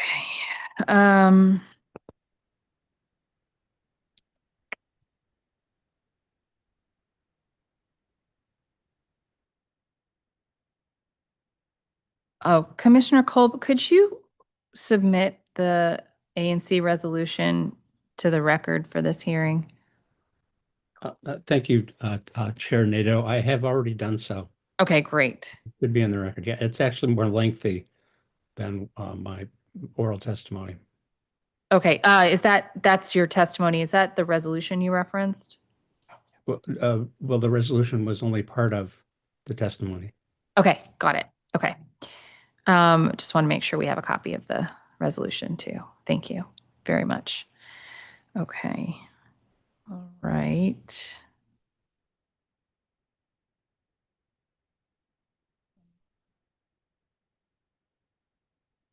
Okay. All right. I just want to thank everybody for your testimony. We covered a lot of ground, and I know that we have some additional details in your written. So just make sure that if you didn't submit the written testimony yet to us, you do, so we can include that all in the record and get through make sure that every bit of it, especially if you weren't able to finish it all in oral testimony. Thank you so much. Appreciate it. Thank you all very much for your testimony. Okay. Going to do government witness? Okay. Thank you. We're all set. Thank you so much. We're going to move to our government witness now.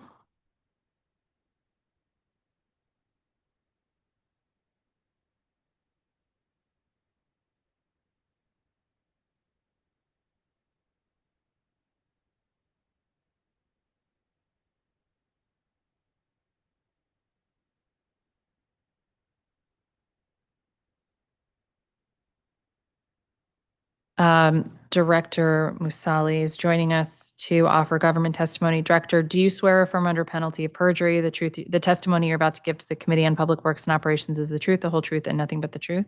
I do. Thank you. When you're ready, you may begin your testimony. Thank you, Chairperson Nadeau. Before I start, I just want to thank everybody who testified before the committee. As an agency director, it's very helpful and constructive to hear from ANCs and the public. And so I appreciate them coming down today and providing the constructive feedback that we received. Good morning, Chairperson Nadeau, members of the Committee on Public Works and Operations, staff, and members of the public. My name is Fred Musali, and I'm the Director of the Alcoholic Beverage and Cannabis Administration.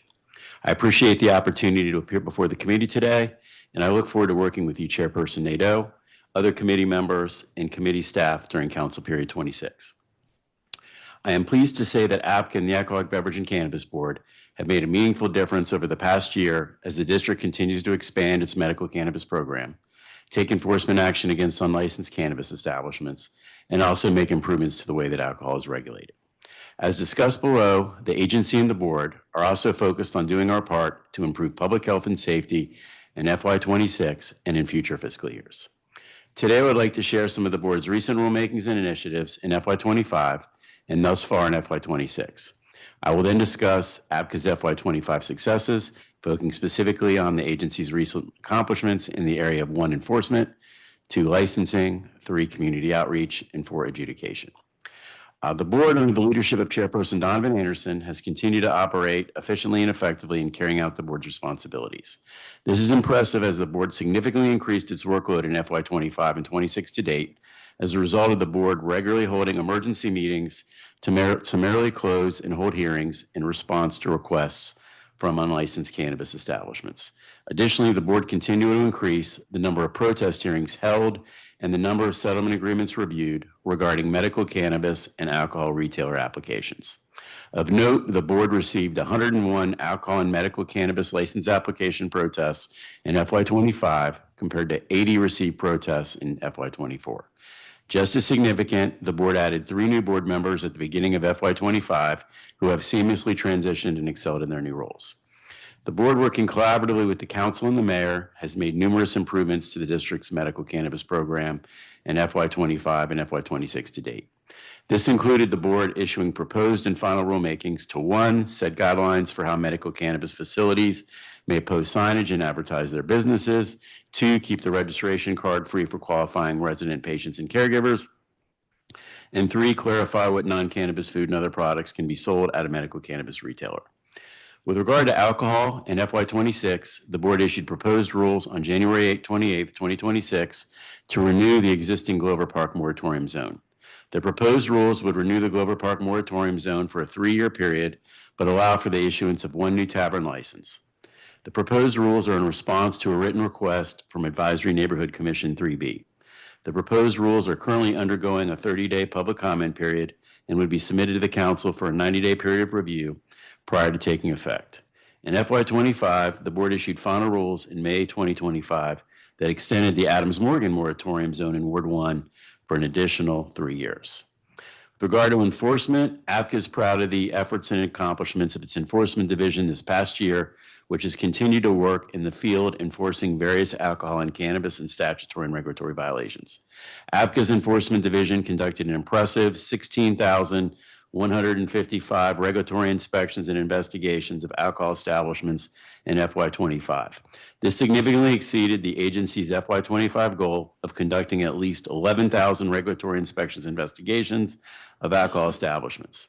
ABCA was also able to successfully conduct 949 compliance checks for underage drinking in FY25, which exceeded the agency's goal of conducting 400 compliance checks and represented a significant increase from FY24. ABCA's enforcement division also issued 715 citations to licensed alcohol establishments in FY25, collecting $365,030 in fines last fiscal year.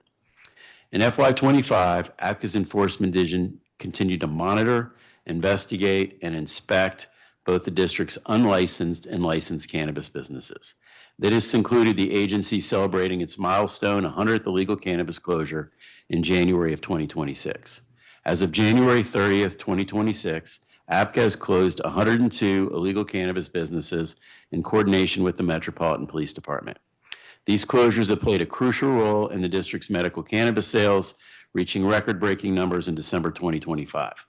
ABCA's enforcement efforts also resulted in ABCA collecting $54,000 in fines in FY25 and $44,500 thus far in FY26 from illegal cannabis businesses.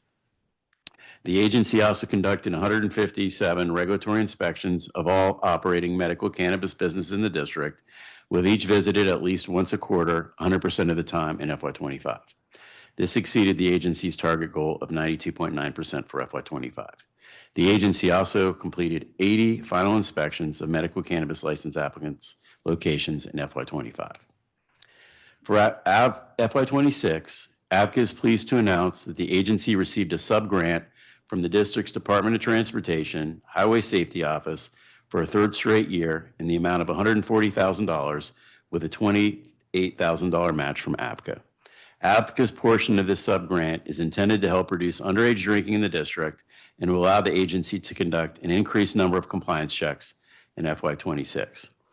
With regard to licensing, ABCA staff did an excellent job in several areas. For example, ABCA's licensing division successfully managed the online processing of digital medical cannabis patient registrations. In FY25, the licensing division issued 176,839 registrations to district resident and non-resident patients. And as of January 6, 2026, the division issued 48,527 registrations to district resident and non-resident patients in FY26. With regard to alcohol licensing, ABCA staff also deserve credit for the quick and effective processing and issuance of temporary and one-day substantial change license applications. Specifically, 98.6% of temporary and one-day substantial change applications were issued within 15 days or less in FY25, exceeding the agency goal of 90%. Additionally, in FY25, ABCA's licensing division processed and approved approximately 2,048 alcohol license and permit renewals, 1,570 of which were on-premise retailer renewals, including restaurants, hotels, taverns, and nightclubs. ABCA's licensing division also processed extended hours registrations for several special events in FY25. This included ABCA registering approximately 88 licensed alcohol establishments for extended hours for World Pride 2025 and the 2025 FIFA Club World Cup. Additionally, in FY25, ABCA's licensing division issued extended hours registrations to 30 licensed alcohol establishments for Art All Night 2025. Community outreach. ABCA continued to be proactive with offering community outreach and education trainings and presentations at no cost to provide accurate and timely information to the public. ABCA was able to train 214 members of the public in FY25. This included ABCA holding several training sessions for ANC commissioners on the agency's existing licensing and enforcement processes for both alcohol and medical cannabis in FY25. ABCA also attended 95 community meetings in FY25 on license application, enforcement, and other agency-related issues. In FY25, ABCA offered several ID compliance trainings for alcohol licensees to help prevent underage drinking by reducing youth access to alcohol through retailer education. ABCA also offered in FY25 several new license orientation training classes for recently opening alcohol businesses. With regard to medical cannabis, ABCA held a training session in September 25 on how to obtain a medical cannabis patient registration and a separate training session on DC's changing cannabis landscape, conditional licenses, and social equity. These two presentations are available for viewing on the ABCA website. In FY25, ABCA also unveiled to the public a new logo and rebranding to reflect the addition of medical cannabis to the agency's portfolio of work. ABCA's placards, website signage, printed materials, and applications have all been updated to reflect the agency's new logo. With regard to adjudication, ABCA's Office of the General Counsel was highly productive in assisting the board with its adjudicatory matters and rulemaking decisions. In FY25, 1,173 board orders were written by ABCA's legal staff. In FY25, the board approved 104 new or amended settlement agreements that resulted in a board order. ABCA's mediation specialists also mediated 49 cases in FY25, with approximately 86% of the cases mediated in FY25 being resolved with either a settlement agreement or the filed protest being withdrawn. ABCA's Office of General Counsel also successfully worked with the board in drafting numerous rulemakings and legislation in FY25 and FY26 to date, covering a variety of alcohol and medical cannabis topics. This included ABCA's OGC working with the board on final rules to implement the new North Shaw moratorium zone in Ward 1 and extend the Gateway Langdon Park moratorium zone. Furthermore, ABCA's OGC also worked with the board on final rules related to medical cannabis remediation and testing. Looking ahead, I would like to focus my discussion on 4 of the agency's ongoing initiatives for FY26. 1, the streetery endorsement process. 2, the Class B liquor license renewal. 3, games of skill retailer licenses. And 4, the omnibus alcohol bill. First, alcohol licensees operating streeteries had until December 31st, 2025 to notify ABCA that they would like to apply for a permanent streetery endorsement and continue streetery operations in calendar year 2026. 37 alcohol licensees applied to ABCA for a streetery endorsement by the December 31st, 2025 deadline. Pursuant to emergency legislation, all permanent streetery applications are undergoing a 45-day public protest period to allow for community input on the endorsement application. This 45-day protest period is currently underway, and for most streetery applications began on Friday, January 23rd, 2026, and ends on Monday, March 9th, 2026. The 37 alcohol licensees that timely applied for a permanent streetery endorsement are permitted to continue selling and serving alcoholic beverages on their streetery until a final decision is made by the ABC board on their endorsement application. Second, ABCA's alcohol Class B retailer licenses and other Class B and Class BI internet retailers are required to renew by September 30th, 2026. Would note Class B retailers would include like grocery stores and convenience stores. This year, approximately 255 Class B retailers, manufacturers, wholesalers, and Class BI license holders are due for renewal. A Class B retailer's license that allows for the sale of beer and wine for off-premise consumption. ABCA will mail renewal notices to Class B retailer and Class BI internet retailer license holders in early August. Once ABCA receives an application from an establishment, the agency will provide the public with a 45-day public comment period. Specifically, ABCA will provide public notice by 1, posting 2 red placards on the outside of each retail establishment, 2, sending written notice to advisory neighborhood commissions in the council, and 3, publishing renewal notices on ABCA's website and in the DC Register. A late fee of $50 will be assessed for each day a licensee is late to renew its license, not to exceed the cost of its license. Third, ABCA started in FY26 to implement last year's Budget Support Act provision that transferred the issuance of games of skill retailer licenses from the Office of Lottery and Gaming to ABCA with an effective date of October 1, 2025. A game of skill retailer license is required in addition to an ABCA endorsement in order for an alcohol establishment to offer or allow for play a game of skill machine at their licensed location.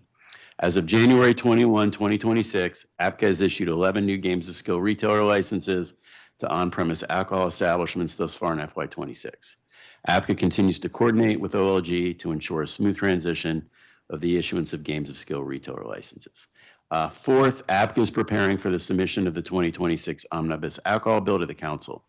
The proposed legislation seems to make it easier for alcohol licensed restaurants to open in various parts of the district. The long-awaited legislation is currently expected to be submitted to the Council for consideration by the spring of this year. In closing, I would like to thank you for your leadership and support.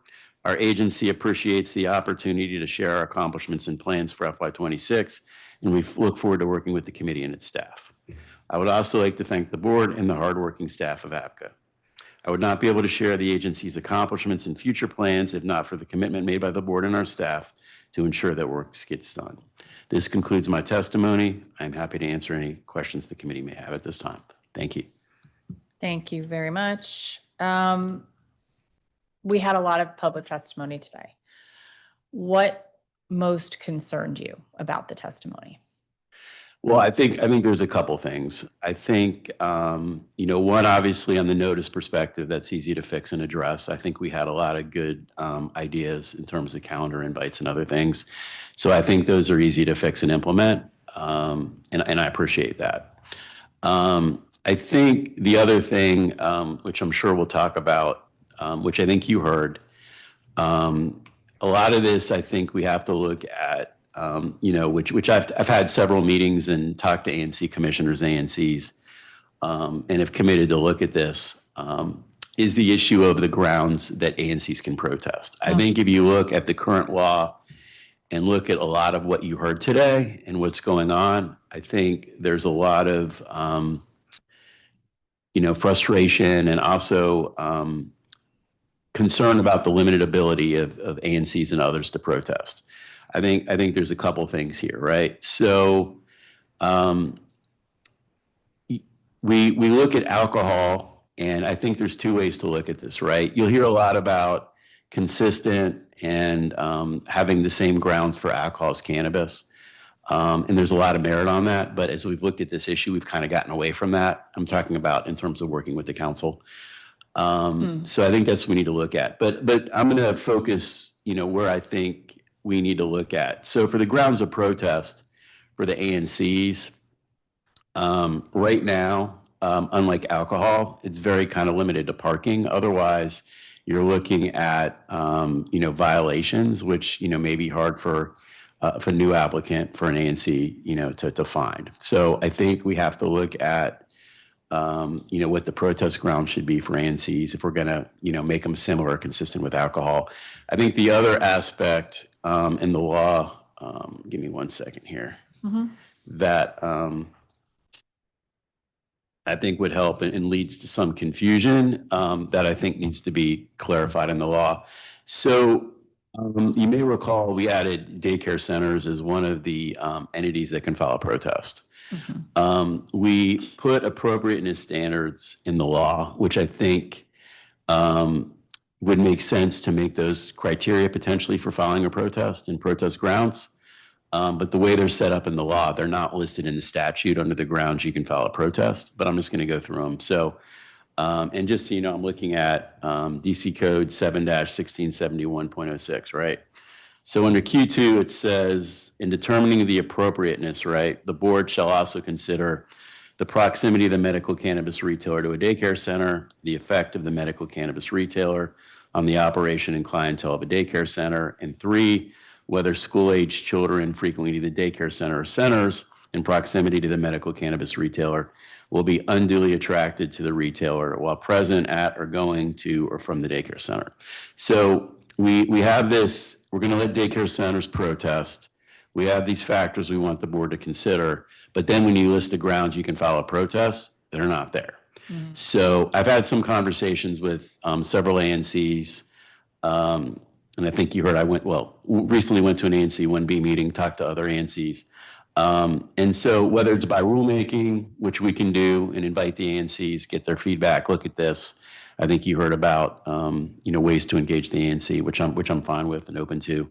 Otherwise, I think ultimately you're looking at legislative change and changing the law. But I think when you look at this here, I think it would make more sense to move that under the protest grounds. I think you heard from some of the ANCs where they talked about under alcohol, under 25-314, it talks about, the proximity of the schools kind of being additional protest factors and criteria. But I think that's what you're hearing a lot from today, because what's happened is you get these protests that are filed by ANCs and other groups, and they get dismissed because they didn't protest based on the grounds in the law, even though that would have been okay on the alcohol side, and they get frustrated. They're hearing from constituents and what have you. So I think that on the protest grounds, we kind of need to look at adding to that. This is, I think, just maybe was put in the wrong section of the law. We can debate that. It was, the daycare centers was kind of added late in the game and kind of got added. So you have all these factors here, which would seem to make sense that a daycare center would protest under, or an ANC would bring up, but then you don't list it in the law under the protest grounds. So that's kind of, I think, an issue. And just to kind of make the point, and I think this got to kind of we have information sessions. We had an ANC training session for all the ANCs, but that was earlier in the year. You have these law changes. And then we had the unlicensed establishments. If you may recall, by March 31, 2025, they all had to come into the legal market. So when they did that, I'm just going to kind of give the example, right? So when you look at DC Code 7-1671.06A, says the grounds for protest by an ANC commissioner shall relate to the impact of the unlicensed establishment on peace, order, and quiet of the relevant area, and then residential parking needs and vehicular and pedestrian safety, right? So you're telling the ANCs for unlicensed establishments, you can protest under these grounds, right? Alcohol is another set of grounds. And then we have these other criteria we want the board to consider by daycare, but they're not under the protest grounds. So I think that's kind of what you hear, because you have the ANCs, they're trying to represent their constituents. They got, people don't want a cannabis establishment potentially in their neighborhood. And then, they get dismissed based on the fact that they didn't meet the legal grounds, right? Mm-hmm. So I think that's a lot of what you're hearing today, among other things. Do you think that when you look at the operations of cannabis businesses versus alcohol and the negative externalities, do you think they should have the same grounds, or do they have different impacts on the community? So I think what makes this a little unique, if this was adult cannabis sales, my answer would be yes, they should be treated exactly the same and be an easy answer, right? It gets a little more complicated when you have the medical piece. But what I would say to you is right now, they're just too narrow. I mean, they're just too narrow. I just think that, right now they're not broad enough. I mean, I think that the reason I think the council looked at, with peace, order, and quiet, it can be kind of, what does that mean? That could be fleshed out a little bit. On the alcohol side, it's kind of more expanded to where peace, order, and quiet means you're really talking about noise. You're talking about, trash or litter. You're talking about criminal activity. So that can kind of be fleshed out a little bit if you decided to go that route. Clearly, I think on the alcohol side, you have, vehicular and pedestrian safety in addition to parking. I think that would apply to both, right? I think for medical cannabis retailers and alcohol, both, pedestrian, and vehicle safety and parking would apply. And then I think obviously in terms of, when you're talking about, delivery vehicles and stuff like that, that may apply. It's a little different here. You don't really have the on-premise, component. Most of these are all, obviously all just off-premise businesses. And they're not open as late, obviously, as like a bar or a nightclub would be. So to get into this appropriateness standard, so you kind of started going down that path a bit. For a licensed protest for alcohol, I want to kind of understand in more detail what each of these is supposed to mean. So first is the effect of the establishment on real property values. So what evidence is needed to show there will be a likely impact on property values? Yeah, so that's the hardest one to prove. We could debate whether that one's needed, but that would basically show that it's impacting your property values. The reason why that one's the hardest and maybe not the least necessary out of all of them is oftentimes, depending on where you live, your property values keep going up. And so, you got to basically have to show that your property values didn't go up as high as they would have, if that business wasn't there. Yeah. There's even some studies that show literally anything other than a vacant property is better for your property values. Right. So I think you could argue that one's not really as necessary. I think that. Do people ever successfully protest using that? Extremely hard. I think I've only seen it in like one or two cases, and that was a while ago. Yeah. So what about the effect of the establishment on peace, order, and quiet? So you were just talking about that for cannabis, including noise and litter provisions. So most common, but most subjective. Is that accurate? Yes, that is the number one basis that protests are filed on alcohol, 100%. And how? Currently, just to be clear, that you cannot currently protest cannabis on that. On that, Yeah. Okay. And you do think that you do think that should be fleshed out more? I think it makes sense from a consistency point of view. because, if I'm an ANC commissioner, and we're filing a protest, you're expecting, or anybody, right? Expecting to know two sets of rules. To a certain degree, not saying they be exactly the same. I can see that. I think if you do peace, order, and quiet, I think what you would do would probably maybe flesh that out, that you'd have to list, what is it, noise, is it trash, what is it criminal activity, what is that? Otherwise, It just feels like such a grab bag. right. And I feel like, I mean, I know that from when I was on the ANC too, that it's like, okay, we'll just do peace, order, and quiet. We'll figure it out later, right? Well, that's why I was saying you could require, them to actually, flesh out a little what that means. Whether Yeah, it's just, but like at that point, shouldn't you just change it to those things instead of peace, order, and quiet? Like you can protest based on trash or noise or whatever it is instead. I think that would work as well. Yeah. 100%. I mean, to do that, like, can you take this down a regulatory path, or do you actually need direction from the council on these things? We can only take it a regulatory path so far. We're going to need legislation. There's no other way around it. Okay. Who starts, you or us? I'd like to think it's collaborative and we Yeah. work together. If you, like I said, I've had some conversations with several ANCs about it. If it's something you want us to start, we will. Okay. If you want us to work collaboratively with you on legislation, we will do that as well. Whatever your preference is. Okay, so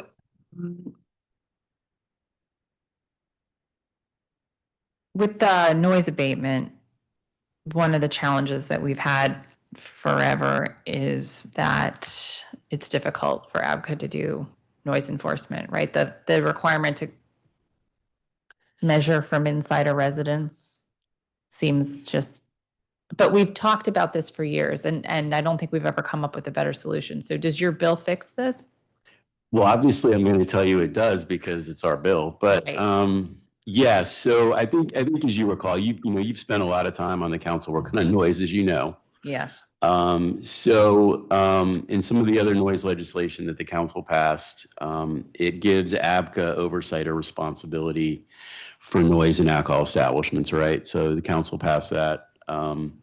So we took that to heart. Really what this is intended to do is put our agency in better position to address noise complaints. I'm just going to give you a statistic which I think kind of highlights it. From FY22 to FY25, so in FY22, the number of noise complaints was 542, and it's gone up every year. FY25, it went from 542 in FY22 to 1,333 in 25. And every year since 22, it's dramatically gone up. Now we're at 1,333, right? Where do those noise complaints live for the public? We track them.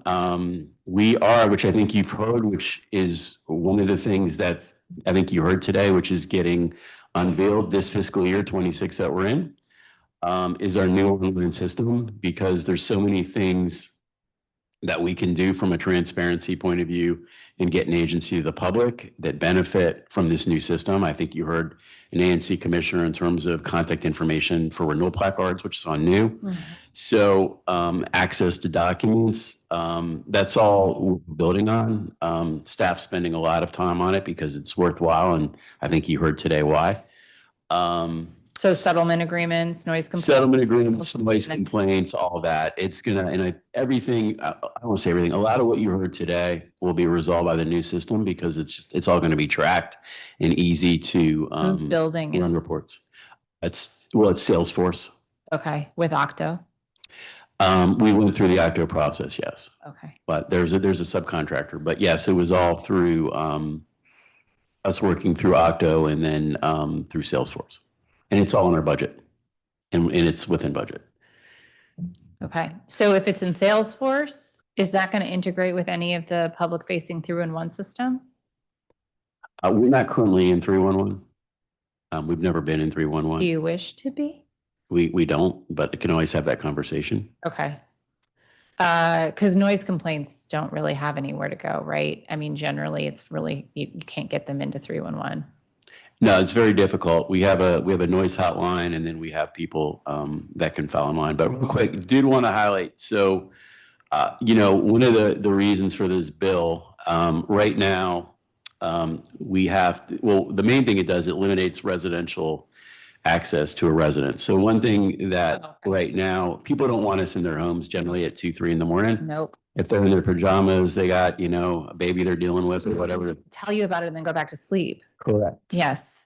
So if we do go out and tell people to turn down the noise, close their windows and doors, but that only works in some cases. Other people, they'll just wait till you leave and they'll turn it back up. So we need to have the ability to issue noise citations for noise heard in residential areas, which I think is the important thing here, is we're still in residential areas within 15 feet of where the complainant lives in a residential. So it could be in the building lobby, could be on a sidewalk, what have you. And that would allow us to write those up. So I think that's kind of. And you have the right noise measuring device to do that? You don't need a noise measuring device. So the problem with using a noise measuring device is that if you're on U Street or Adams Morgan or whatever, you're not going to know what place made the noise put you over the limit or what have you, right? So what do you do? A noise meter works great if there's one establishment. So what we do, which is why this is critical, and I think you heard from some folks testifying today, is it reduces how many investigators we have to substantiate a noise complaint. Because right now, which is on a quiet Tuesday night works, but doesn't work on the send 2 out at a time. It's actually, it could be up to 3, because on a Friday, Saturday night, if I'm sending somebody into somebody's home, I'm going to have 2 investigators. I'm not sending an investigator into somebody's house at 3:30 in the morning by themselves. Then you need a 3rd investigator because you need somebody outside to substantiate the noise, right? The bass sound. Like, let's just say the bar's playing Beyonce super loud, right? You need the person in the apartment saying, hey, look, this Beyonce song's playing. And then the person outside's like, yeah, that's the song they're playing. You know, it's a violation. Or this is the bass sound we're hearing, whatever it is. If I don't have to go inside the house, I don't need need 2 people doing that, right? So then you're down to possibly 1 person substantiating a noise complaint, the person outside comparing the music instead of 2 people in the home, or at most I'm talking about 2 people, right? So we're part of the frustration. You got a busy Friday, Saturday night. Maybe you have us responding to things with MPD or something else. You may not have 3 investigators available if there's a lot else going on a busy Friday, Saturday night to send to a noise complaint, right? You may have to deal with that later. If I only have to send 1 or 2 people, I can get to a lot more noise complaints and have a lot more happier residents. Okay. So how often do you see a settlement agreement that includes provisions that you cannot actually enforce around noise? Hopefully rarely. So I think the main thing we do try to do, which I think I heard today about a list, which was good feedback.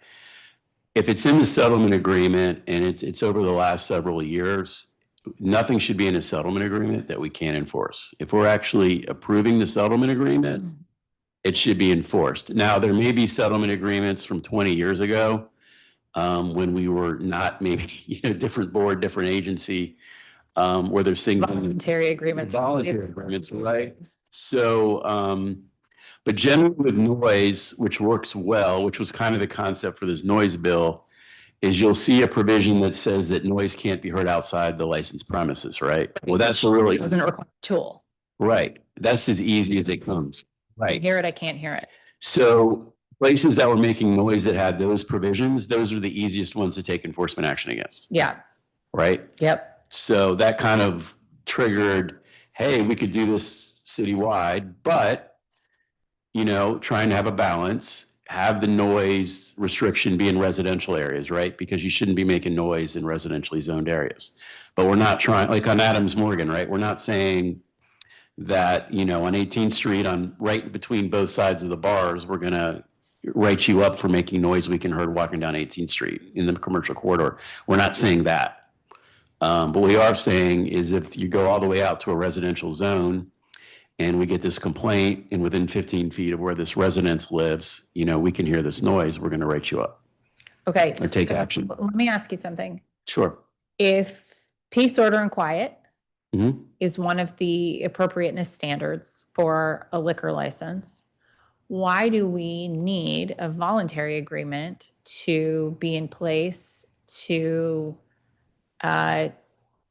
consider excessive noise or sound to be a violation of the grounds for the license? Well, if this noise bill passed, I would argue it would be less important. Okay. But right now, the problem is under the current law, you have to go into somebody's home. So the value of the agreement would be if there's noise heard outside, then you have a violation. Where if you don't have these terms in a settlement agreement, we're probably setting up an appointment, which we do on a Friday night at 3 a.m. or 1 a.m. to go into somebody's home, right? Mhm. So, But could that, with your bill, be a standard thing that if this is an excessive noise, there's no voluntary agreement, but there's excessive noise, that's a violation? 100% under this new bill, yes. Okay. That seems like progress. That's why we introduced it. Well, it's not referred to us yet, just FYI. Okay. I mean, I expect it will be, but they're just kind of sitting in the committee of the whole.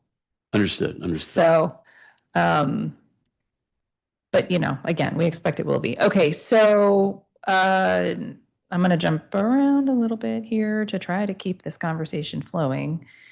Oh, do investigators enforce noise violations by anonymous or unannounced inspections, or only when they're called?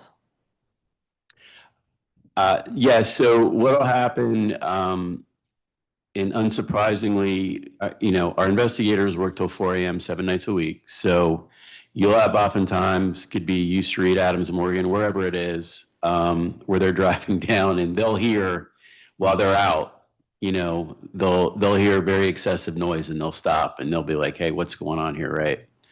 And they'll address it there. But the reason we talked about this bill is you're probably talking about the investigator can tell them to, unless they have a settlement agreement, tell them to close their windows and doors, tell them to close down their music. Oftentimes people put a speaker in front of their front door so we can tell them to move that. Sometimes we'll proactively take steps to have them move where they're having bands play or something else, so it's less of an impact. But to actually start issuing citations and taking it further, that's generally when you need to go in somebody's house. Okay. Or apartment. And why is information on noise complaints only available via FOIA request? That's a great question. Under the new system, it won't be, but can't you just hand it over? Why does that have to be a FOIA? Yeah, that's a great question. So, yeah, it's the reason it's when it says you're going to say lawyers. That's not really the intent, council member. Okay. I think what it is we're trying to track, which we have to kind of do under the FOIA requirements, what requests for information we get, how many we responded to, all that. Yeah. So it's not intended to do that. When we hear from ANC commissioners, we need A, B, and C. We get the information to them quickly. If they tell me we're going to work, we're not going to say, oh, it's FOIA, we have X number of days. We don't do that. Okay. I know what we heard today, but I mean, our agency's built on customer service and trying to be responsive. So obviously, based on today, we have some things we can do. All right. I'm going to come back to some of this. I want to actually go through your testimony a little bit more too. Okay. So the first thing we talked about just now was, you think you can solve these issues, these communications issues with the ANCs. Were you familiar with that wrong email, that notice with the wrong email where everybody was sending their testimony to the wrong place? I was aware of, it may have been that one, I'm not sure, but it came to our attention. We worked with staff to correct it and fix it. And then obviously I think it's got mentioned, they got reinstated. Okay. So yeah, I did address it with staff. Clearly I'm all about communication and customer service. If we get something wrong, one, I'm going to admit it. And then two, we're going to fix it. Okay. And then, and is all the staff, ABCA staff for the ABC board too? Yeah, they don't have separate, they don't have their own staff, no. Okay. When an ANC protests a license and has established standing, and has designated a representative, but for whatever reason does not attend the hearing, Is the ANC's standing, I mean, is their opinion just not considered if they're not present?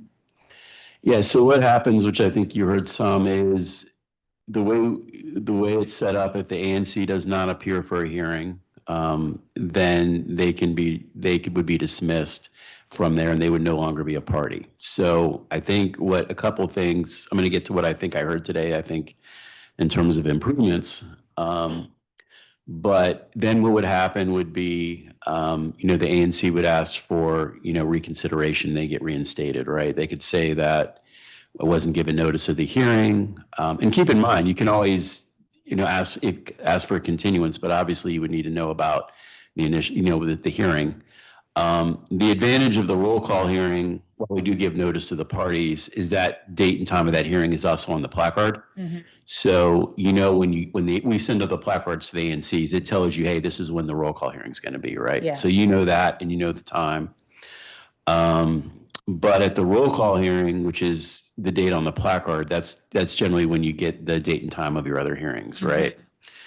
What I heard today, which I liked, which I'll work with staff, I think is a couple fold. One, I think we heard, sometimes you have ANCs, they have multiple representatives. And so, we could send that to them. The other thing I heard, which I think was worth exploring, and I think you heard about us giving out over notice, but when we send the placard notice out, like of a new application, we send it to every ANC commissioner in that commission. Mm-hmm. So and that's pretty easy to do. So one thing I thought of was maybe send the notice to the hearings to everybody in that commission. I got to kind of flesh that out, but I think that would address that issue, because then if somebody's out or somebody's away, somebody in the commission is going to say, hey, wait a minute, we need to ask for a continuance, or we need to alert ABCA that, no one's here. But because we do that for the placards where we notify everybody in the commission, I think it may make sense with these hearings, and I think that would address a lot of these issues. I did like the calendar invite piece. I thought that was very good. I will tell you, in the new system that we're building out, one of the advantages of that is it automatically just sends, notices to everybody, right? So you don't have to worry about whether the staff did it or didn't do it. The system's just going to do it on its own. And so that's going to solve some of this. But until the system gets up later in this year, obviously we need to address this now. When is it up, do you think? Well, it's going to be up this fiscal year. We're in FY26. You're kind of, what I would say is, I'm not waiting to September to get the system live because I want to work out kinks. Yeah. But I would say at the latest August, but hopefully sooner. Okay. In your testimony, you mentioned that you exceeded your goal of conducting at least 11,000 regulatory inspections. You did 16,155 of alcohol establishments. What license types do you do there? All of them? Yeah, we just inspect everything. Okay. Is there a particular emphasis on a type?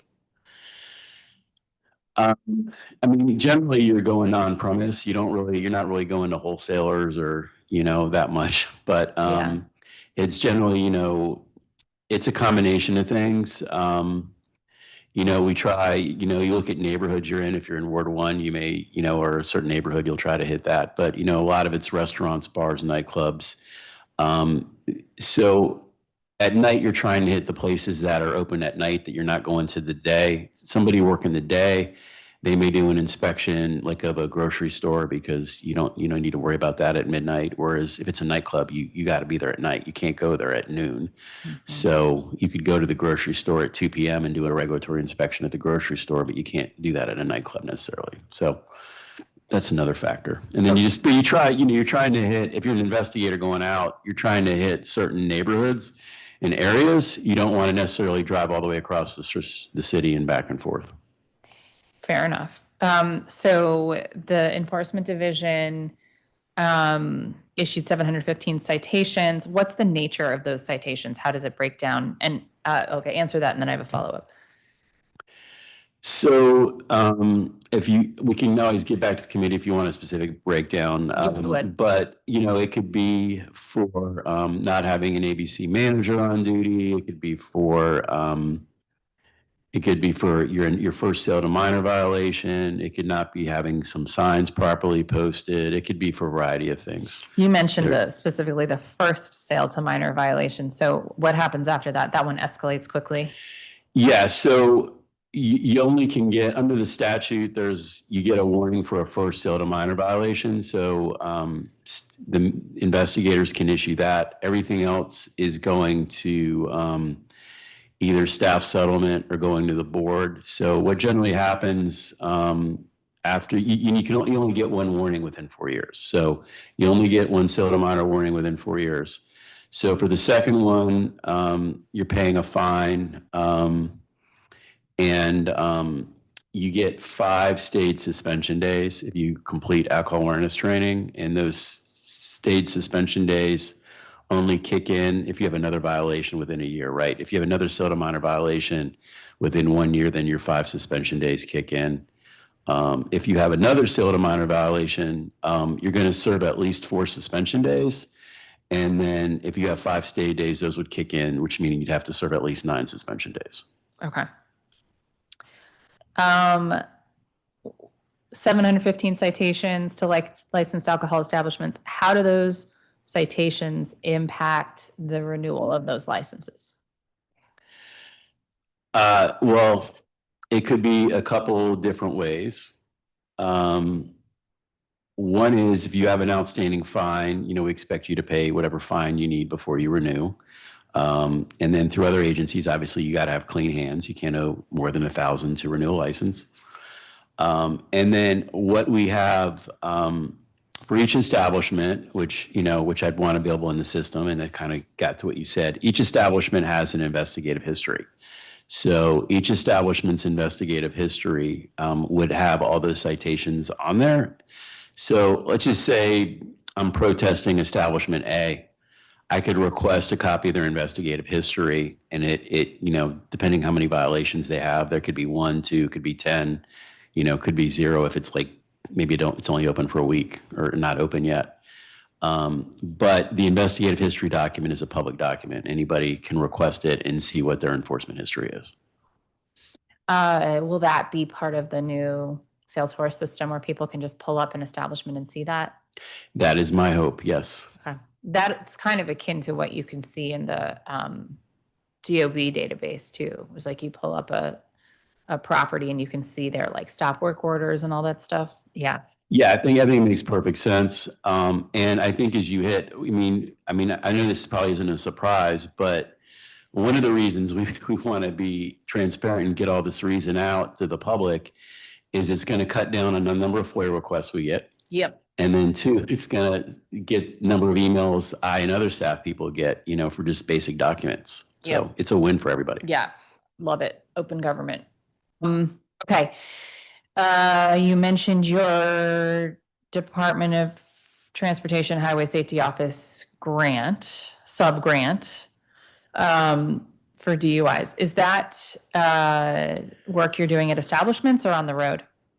Yeah, so just to be clear, we're not actually doing DUIs work. It's more for underage drinking, and that type of work. Part of it is, though, we do go to colleges and high schools, and we have equipment that simulates, if you're impaired, what it's like trying to, discourage, underage people from drinking. And then also what it's like being behind a vehicle. So trying to discourage them from ever getting behind a car. So, a lot of that is just kind of education. It's basically called DC Double Check 101, where we go out to, and that's part of the grant, is we've committed to going out to a certain number of colleges and high schools and having them get educated about the dangers of drinking. Great. That made me wonder, do you work with any federal law enforcement agencies? We do. Which ones? Well, it's basically, just so we're clear, it's all basically, I'm going to break it into a couple of different categories. For alcohol, it's going to be primarily for the U.S. Marshals when they're evicting somebody. So just the way DC set up, they kind of do evictions. So they'll like commercial establishments? Correct. Okay. So they'll notify us that they'll notify us that an alcohol establishment's getting evicted. And we obviously want to make sure that the alcohol is secure and is not put out on the street.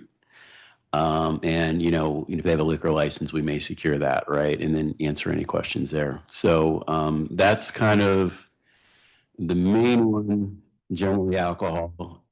Cannabis, it's really, it's mostly unlicensed cannabis businesses. It could be a licensed cannabis business. But it's all dealing with illegal cannabis activity. It could be the DEA, it could be the FBI, but it's all primarily dealing with illegal drug activity is what it's primarily based on. ATF ATF as well, yes. for both. Yeah, it could be. On alcohol, it's just a little more limited, but it could be. But it's just not as frequent as cannabis obviously being illegal to bring across state lines, and other drugs. That kind of leads to that partnership there in terms of people that may be licensed by us that are doing business in other jurisdictions. Does your agency interact with ICE? No. It used to be that ABRA did trainings with CAS on safe bars, sexual harassment, sexual assault safe bars. Does that program still exist? Not right now. We'd be happy to do that. There's times where we partner on that. We were obviously supportive of training on Narcan. So, that's something obviously I wouldn't have any problem doing again. Yeah, I think the organization changed focus. Okay. So that maybe was part of it as well. Okay. What are the hours that your inspectors work? So we have 3 teams. We always have investigators working at least 7:30 p.m. to 4 a.m. 7 nights a week. So we have one team that works Sunday through Thursday night, and then we always have the other teams are always responsible for staffing Friday and Saturday nights. Did you say 7:30 p.m. to 4 a.m.? Yes. Okay. But that's just the regular hours. Yeah. Depending on complaints or what we're getting, we'll work past 4 a.m. because sometimes people say, hey, well, they're drinking at 4:30 a.m. or 5 a.m. or whatever it may be. And so they may think we're not working after 4, so we'll work after 4 in order to catch somebody operating after hours. All right. Well, what do you find to be the greatest challenges investigators face in carrying out their duties? Noise. Noise. Noise is the number one issue. I think you heard that, and I think you heard that in the complaints. Noise.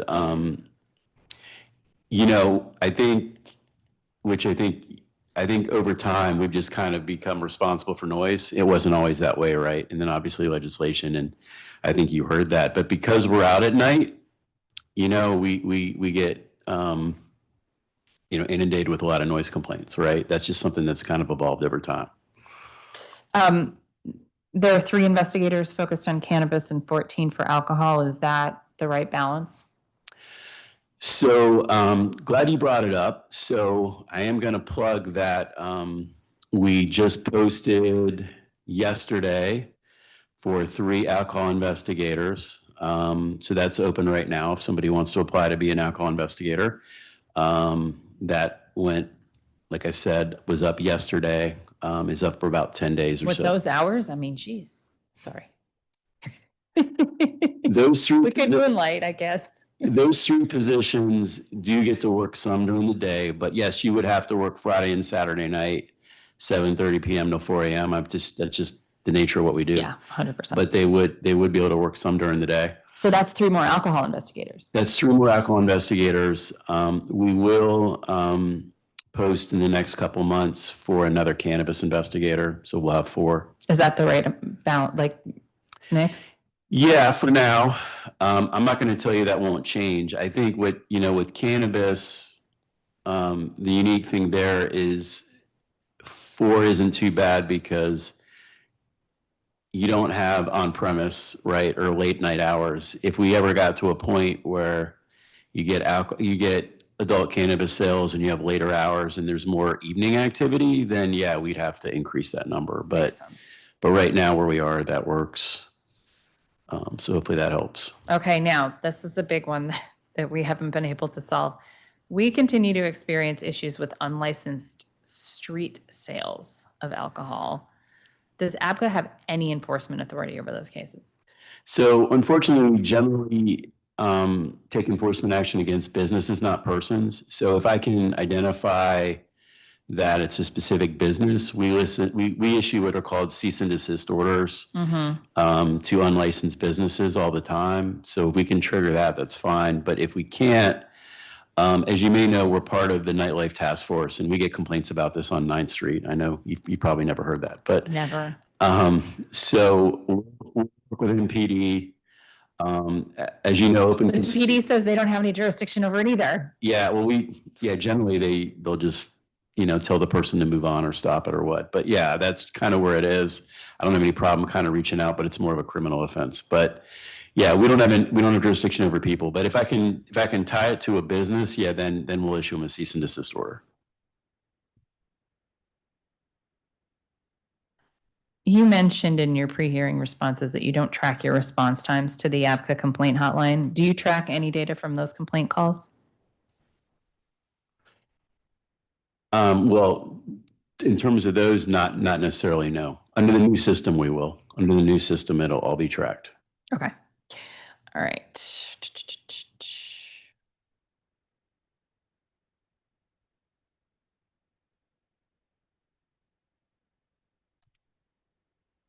How many vacancies are there on the ABC board right now? There are 2. It is a 7-member board, and there are currently 5 members on the board. Yeah, there are currently 2 vacancies. How long have those seats been vacant?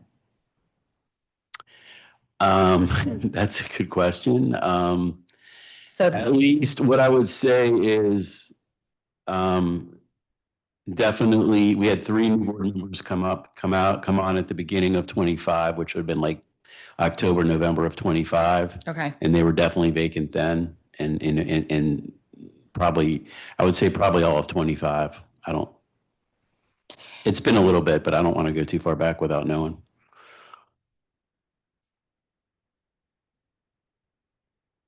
What wards are currently represented on the board? Great question. Put me on the spot. Ward 5, Ward 7. Hold on one second here. Ward 8.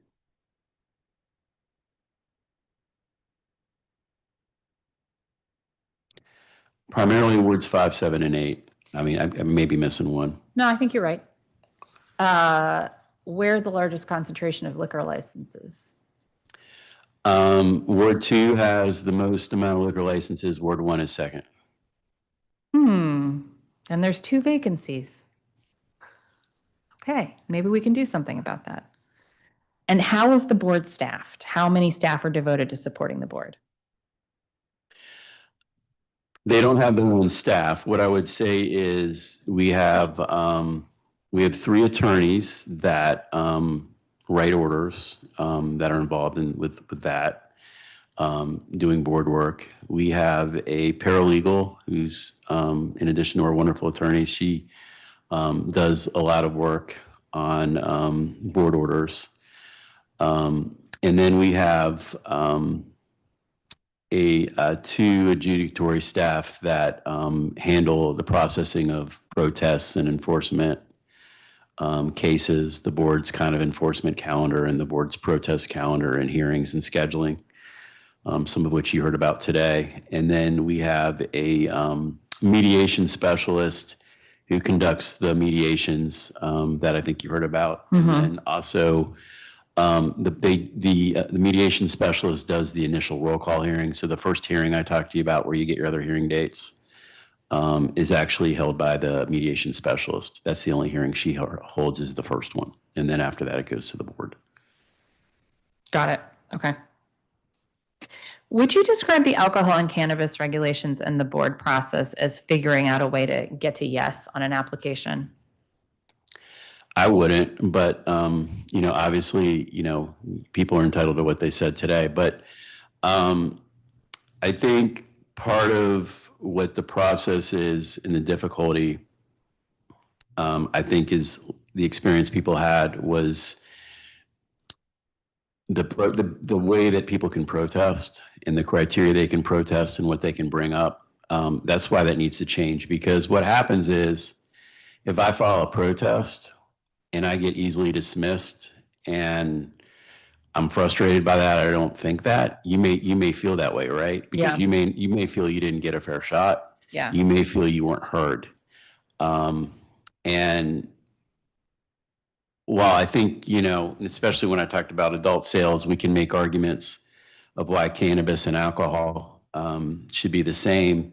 I think, with cannabis, it is new. And I think part of what you're hearing today, right, which I think, we had hundreds of unlicensed cannabis businesses, right?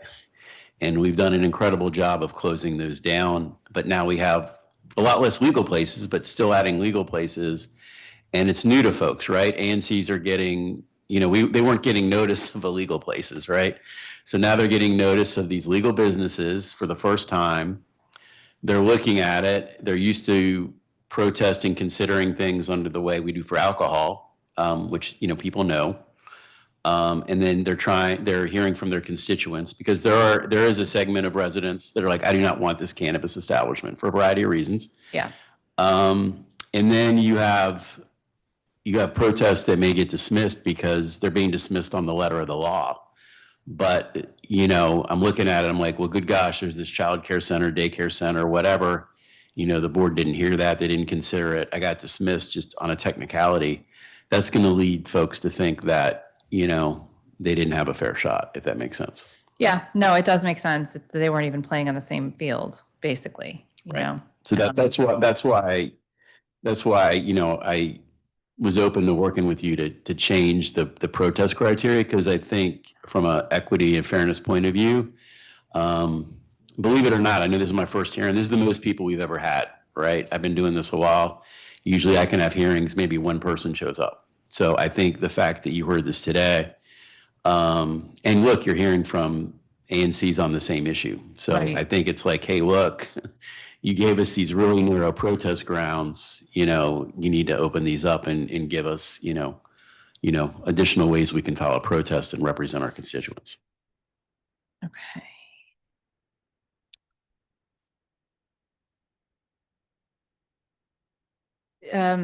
From FY24 to now, there have been 226 protests of establishments. Your pre-hearing responses broke those down by ward, but it'd be helpful to understand the rate of protests as well. Do you have a sense of how frequently licenses are protested by ward based on the number of licensed establishments in the ward? Or maybe by ANC? Yeah, I'd have to get back to you on that. I mean, I think generally what we find is, a new license application is much more likely to get protested or enter a settlement agreement. Mm-hmm. The renewals, you don't really see it unless it's, if it's a place that we're getting like a lot of noise complaints about, then, that maybe get protested, or trash or some big issue that the neighborhood's into, then, are upset about, those will get protested. But generally, most of the renewal applications aren't getting protested. It's mostly the new applications. Have you done analysis of what the most common elements of settlement agreements are? I have not. I mean, generally, they're generally going to talk about hours, right? Mm-hmm. They're probably going to talk about deliveries. They're usually going to talk about trash and litter. But yeah, we could break those down. But I mean, is there like a plug and play version? We were talking about this a little bit with the public witnesses, where you just fill in the form for what kind of settlement agreement you'd want that the agency could provide, or do ANCs just kind of find those and make them their own? I think it's a combination of both. So one of the reasons we rarely ever have settlement agreements being rejected is we work with the ANCs and the parties on the terms that the board's going to accept, right? So Yeah. we're like, hey, look, terms 1 through 8 are good. 9 through 10, we're not going to do. You need to modify this. Here's examples of language the board has previously approved on this issue. So we'll give them that. So I think it's a balance between working with ANCs to have language to do things, which I'm fine with. But The only concern I would have is you want to make sure that there are real issues. You don't want to have settlement. It's like, oh, ABCA gave us this draft settlement agreement. It may not apply here, but we're gonna put this on you anyway because we got this from ABCA. So I think if we're gonna make something out, it just needs to be tailored to whatever Maybe it's a dynamic document too, where you can type in things and it gives you suggestions for the next thing rather than just, Right. I don't know. As we're building out, as we're building out, Oversee Octo. I don't actually work there, so. I think it's helpful to be able to tell the ANCs in the community language that the board's previously approved. I think that benefits everybody. And I mean, it's also like worlds better than where we were when I was on the ANC, where I think a lot of times those voluntary agreements like maybe went to ABCA at the very end. Right. Right. And had lots of stuff in them that probably wasn't legal and things like that. So like we're in a better place. Percent. But no one's being like extorted by ANC anymore, thank God, or et cetera. But it's still not there yet. So yeah, I got you. Yeah, I hear you. I know what you're looking for. Right. Let's see. Talked about appropriateness standards. We talked about, okay. So the effect of the establishment upon residential parking needs and vehicular and pedestrian safety. How often do people use that to protest? For alcohol, a lot. Yeah. One of the things I talked about is the language there on cannabis isn't exactly the same as alcohol, and I would match that. I don't. Okay. I think it applies to both, and I would. We might as well use the same language for both would be our recommendation. Okay. What does constitute a residential parking concern or a negative impact on traffic safety? So I'm going to break them out. So you have parking, which is, basically talking about the availability of parking, like they're nowhere to park, right? So that's kind of that. But vehicular and pedestrian safety could be, the crosswalk issue we heard. You got people are, for whatever reason, just double parking on the street, right out in front. So you could argue it's related to the availability of parking, but it's just, hey, the way people are, parking illegally, they're causing issues. Or it could just be the way it's set up there, from pedestrians in terms of getting there, there's, for whatever reason, an issue. So the availability of parking, should that really be grounds for protest? Well, I think it ties to if there's double parking, just the way people are parking, it could be an issue. But how do you pin that on an establishment? I mean, especially in an area where there's multiple. Well, for cannabis, it's a little different, but I'm going to give you an example, right? So if I have a nightclub. Yeah. And let's just, I'm going a little. Go to it. If you had a nightclub.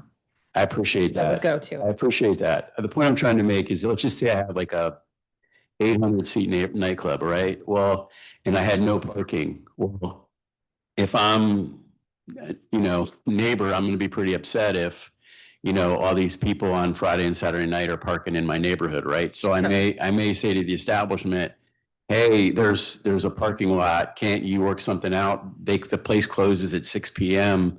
Parking's available from 7 p.m. to 2 a.m. You should. So you use it as leverage for that mediation or negotiation. Yeah, I think it's a valid issue, right? You don't want people park. If it's a commercial space, you don't want everybody parking in the residential neighborhoods, coming home at 2, 3 in the morning making noise. So I think there's some legitimacy to that. Sure, but like in Ward 1, you would just never open a business, right? Because there's no parking, and we're about to get rid of more, I think, on Florida Avenue. So, well, yeah, what would happen in some of those cases?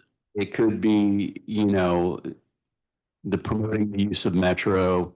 It could be, whatever. Are you doing that anyway for ABC establishments? That's how I got here today was Metro. I metroed here. So. Yeah, but also you're about to consume alcohol at these establishments. %. Yeah. I'm just saying that would be it. It might be, hey, being mindful. It could be, promoting Metro. It could be a variety of things, right? Drop-off zones, right. Promotional with Uber, Lyft, taxi. 100%. It could be working with the bid to have, like you said, to have an Uber or Lyft drop-off spot. There could be ways to deal with it. Okay. Okay, still not convinced. This is not a. Okay. I mean, like, we'll go through, like, it's, Yeah, sure. maybe that's because of the ward that I represent, that I'm just very like impervious to parking concerns at this point because they're so ubiquitous. I don't know, but, okay, I'm gonna get yelled at by somebody for saying that somewhere on the internet. Okay, so what, Let me put it this way, it's going to be more relevant and more important to keep than the residential property values. fair enough. Okay, like in the hierarchy of Yeah. things. Okay. Okay, so what I took away from this though is that your interpretation of parking is not just a residential issue, but it's also loading, unloading, double parking, et cetera. So all of that is part of this. Yeah, that's your kind of your vehicular and pedestrian safety, right? You know, delivery vehicles, like you said, loading, unloading, you Yeah. know. And how are establishments typically asked to address pedestrian safety specifically? It could be what entrances they use for their establishment in terms of that. So, you know, we have a complaint about one business in Ward 2 where, you know, they have a very narrow sidewalk, so they use another entrance. There's other problems with that, but it could be, depending on how narrow the sidewalk is, what's going on there, that it may make sense to use another entrance. And then it could be, yeah, just for whether it's for deliveries, for trash pickup, whatever, there could be a better spot to have that happen at the establishment than another part. Okay. Now some questions about standing. All right. Okay, sure. This is another thing that's changed since my time on the ANC. Okay, so section 25601 allows for protest from, quote, a citizens association located within the affected area, provided that membership in the citizens association is open to all residents of the area represented by the association, and a resolution concerning the license application has been duly approved in accordance with the association's articles of incorporation or bylaws, with notice given to the whole voting body and application at least 7 days prior. Great. Have there been challenges to the standing of a civic association on the grounds that it doesn't meet some of these requirements? It has happened in the past. I think not recently, but I think what the challenges that come up, or a citizens association may not be incorporated or be able to show proof it's incorporated. So I've seen that. Yeah. And then I think the other one you get is the notice of at least 7 days in advance. Somebody will try and say there wasn't a resolution, it wasn't in advance, it was just one person voting the day of or something like that. So Yeah, or just one person writing it. yeah, so I don't know any people. yeah, I know you don't. I know. Yeah. But so those are nothing recent, but those are just examples of where that's been used to get somebody dismissed. So do you have a process for confirming an association is legally incorporated? Yeah, so actually, what we do we actually have a list of citizens associations that are registered to us, that are incorporated. And so the reason we do this is because I think it's under the law, we have to give notice. So when we're giving notice to ANCs, let's just say of a new application, let's just say the alcohol, because this doesn't apply to cannabis, that may come up here, but for alcohol, we don't want to be giving notices to citizens associations that don't meet the standard, right? So, the citizens association is actually required to register with us. They have to prove that they're incorporated, and they have to prove that they meet this criteria in order to do that. Obviously, the 7-day notice could get challenged at any time. But in order to register, they have to show proof of incorporation that they meet that requirement. And then once they're incorporated, they provide a valid email for their association. You know, then our community resource officer, Sarah Weniger, who's wonderful, she will notify licensing that that the community citizens association should get notified by licensing of applications. Is there any limit to the size of an area they can claim to represent? No, but we're going to ask for their bylaws, so we're going to look at their bylaws and make sure that that's clear. And the bylaws will show you that membership's open to all, et cetera. Correct. That's how we'd verify the other point. Correct. Yeah. Okay. Do they have to have records of membership in order to have standing? That may come up through a hearing, but I mean, that'd be something the board would get into. We're not going to get into that on the staff level. Yeah. That'd be a fun hearing. Okay. How often do you update that list? Is it just static unless somebody approaches you and says we want to register? It gets updated, but it's, generally like an addition or subtraction. At this point, given that it's kind of settled, Yeah. it'll be a couple times a year. We just had the Citizens Association of Georgetown. They just updated theirs. So, it'll get updated for a variety of reasons. Is there any impact? Like, I mean, this is really getting to the weeds, but like as an association is sort of sunsetting, maybe there's only a few members left, then they end up wielding kind of a substantial amount of power. Is that something that you get into at all? On occasion, not recently. I don't want to, it's a word to get too off I track, know, but but there was one that went away, and then the ANC moved to, I think, and the businesses moved to terminate all the settlement agreements with that Citizens Association because it went away. Yeah. So, I wasn't even getting at that. But yeah, that's but interesting. that was in Ward 1. Yeah, that's fascinating. Okay. Well, yeah. I don't want to get too off track, but. Nope, not at all. Okay. Do you have the program evaluation resources to analyze whether moratorium zones are effective in meeting their intended purpose?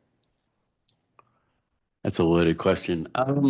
Yeah, it's not meant to be. I guess it's like, look, they're renewed, right? So somebody else. Yeah, what I would say, we've had moratorium that have gone away. So I think you've seen that they're no longer needed for those areas. Mm-hmm. We've had new ones added, as you're very familiar with North Shaw. So we have that in Langdon Park. I think what you've seen, which I think has been beneficial, is they've been tweaked. Like obviously, just most recently, Glover Park, they're like, hey, look, we don't have any taverns. It's not going to hurt us to have a tavern in our neighborhood, right? So, they obviously were going through public comment there. Yet Georgetown, where they were limited to 6 taverns, in coordination with us and the council, that got raised to 12. I think we're currently at 10 or 11. Mazel, Georgetown. Yeah, so there was a limit on 6 taverns. Cap now is 12. I think we're at 10. If I recall my conversation with staff yesterday, we're at 10, but may have somebody applying for number 11. So I think the important thing there is you regularly have to look at them and see if they're working, see if they're effective, see if they need to be kept, see if they need to be maintained. But they've gone away. I mean, you may have recalled we had full heavy moratoriums in both West DuPont and East DuPont, and those have gone away, been modified. The Georgetown moratorium is no longer in the regs. We just have the cap on taverns. It's in the statute. I mean, I just think they just have to be continuously monitored and looked at and get feedback on it and modified. You can't just keep the status quo forever. Okay, that was a good answer. All right. All right, I'm going to give you some time on cannabis because I know that this is some more time on cannabis for a minute, but recent big announcement, lots of fanfare, closing the 100th illegal cannabis shop. Do you have a sense of how many are remaining? So most of the brick and mortar, pretty much all that we know of, with some exceptions, because we do have 1 or 2 closures coming up, which I'm not going to get to what those are, but do have 1 or 2 more coming. Most of those have all gone away on the brick and mortar sense. There's still some that are more kind of underground, or you have to know somebody, or to get in. Where we are now is most of the unlicensed or illegal activity is all online. Folks may be operating out of residential homes or apartments, and it's online. So you're really looking at It's a little harder because you're essentially looking at, folks that are going to be doing curbside pickup or delivery, meeting folks, in parking lots or certain neighborhoods. So it requires a little more effort. It's a little more complicated because there may not be a brick and mortar location to close. In some instances, is what made these somewhat complicated. Yeah. Is we have had situations where we've summarily closed, not very often, thankfully, residences because folks have way over the 6 count cannabis plant limit in their home. Wait, you've closed the residence? We've padlocked the residence, right? Ooh, Yeah. that doesn't sound like a fun day. No, but when you're recovering firearms and and way over 6 cannabis plants and firearms and other things, and they're operating businesses. And so what people do is they'll get all sorts of business permits for their home, right? So they'll actually set up a business. And that's kind of where with DLCP and other agencies, they'll have all their business permits, they'll register their business, but their business address is their house. So they're operating a real business out of their home. That's online. Okay, that makes sense.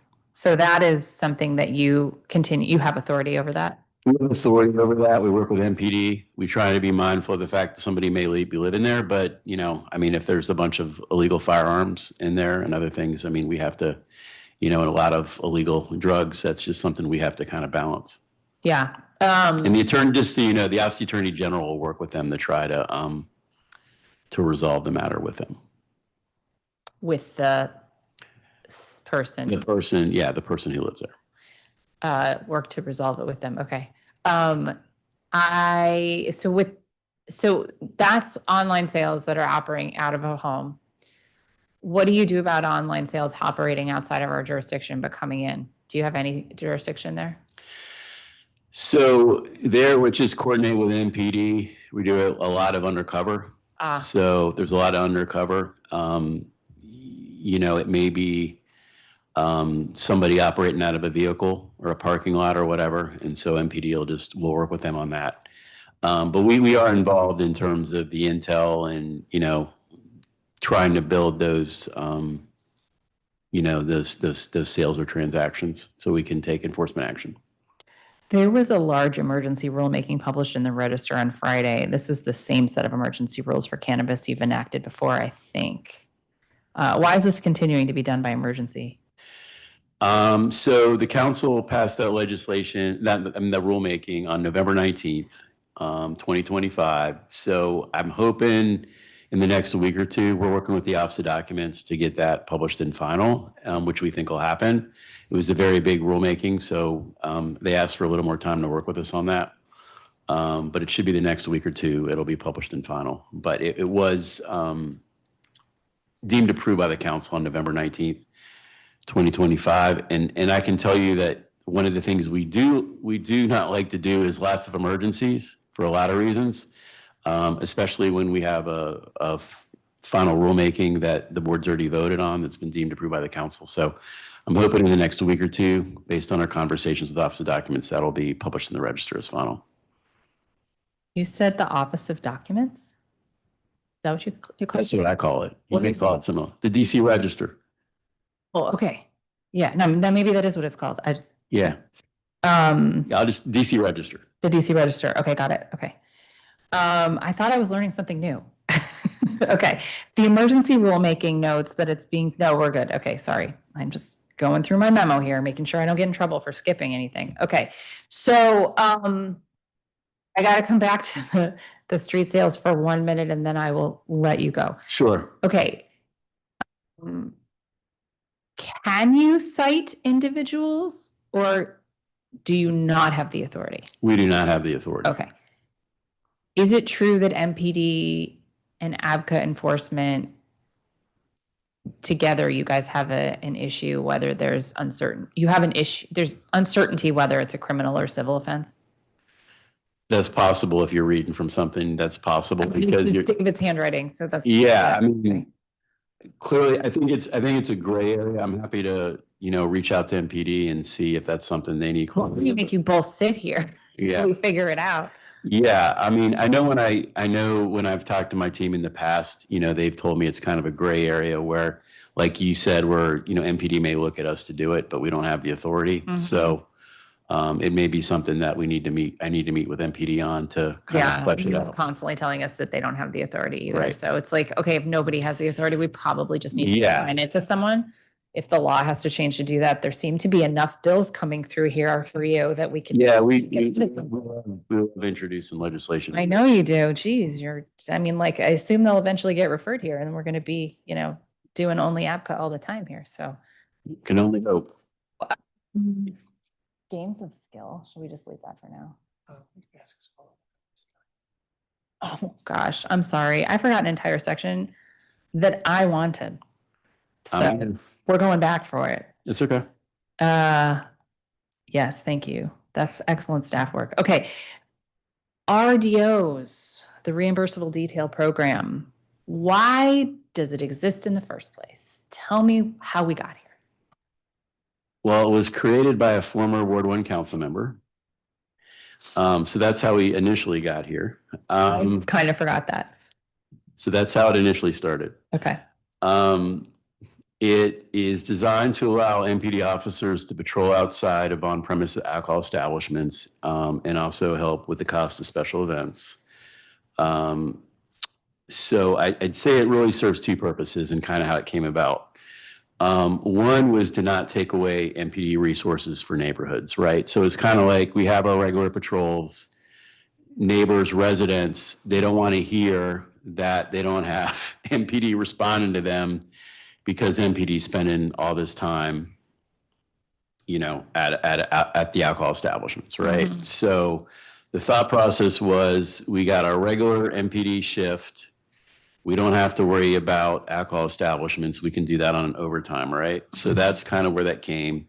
The other aspect of it, we don't want MPD officers going inside of alcohol establishments. There's all sorts of potential conflicts of interest and other things. So they're only allowed to patrol outside areas designed by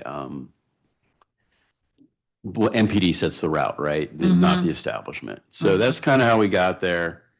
And then also if you have like 8th Street Festival, which is going to require a lot of officers, you could get partially reimbursed for, officers working like 8th Street Festival or some other event, special event.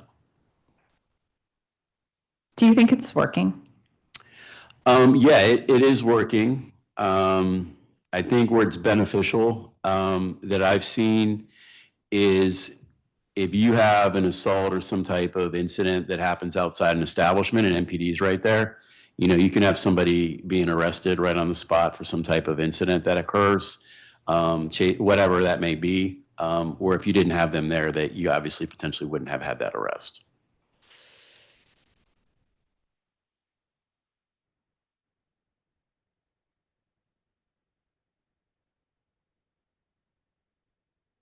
What are the roles of MPD and ABCA in operating the program? Sure. Well, MPD is responsible for staffing the program with officers. They're the ones who determine what the patrol route is. They actually collect the money from the licensees. We do not collect any money from licensees for a variety of reasons. Our role is we have an MOU with MPD. We are responsible for reimbursing them 65% of the cost. They bill the licensee the other 35%. So they collect the 35% directly from the licensee. We reimburse MPD 65%. We also, when the program is getting low on funds, we'll notify MPD, so that they're aware that, hey, it may get cut off. We try to be mindful of the fact that there's going to be more demand or interest in the program during the warmer months. During the summer, people tend to be outside more. And so obviously you want to make sure that the program's available, for when it's warmer outside. So there was significant underspending in the RDO subsidy program in FY24, less than half of the $870,000 budget being spent. What was the reason for that? Yeah, so this is something we've had an ongoing discussion with MPD on. I think it's due to a couple of things. I think is one, you have to have availability officers to work it. So there's got to be sufficient MPD officers to work the event. I think two, depending on what's going on a given year with special events that MPD is required to otherwise work, they may not make it available, right? So if there's something big going on in the city that requires all their resources, they may not fund it. And then third, I think you have to have a willingness from the licensees or the bids to pay it. I know in conversations with some bids, in order for the bids to save money, they would, maybe say, hey, we're not going to do reimbursable detail. We got a limited budget. So they may decide not to do it or opt out. And so, when you have bids doing it, that obviously can be a, big amount of the money. Yeah.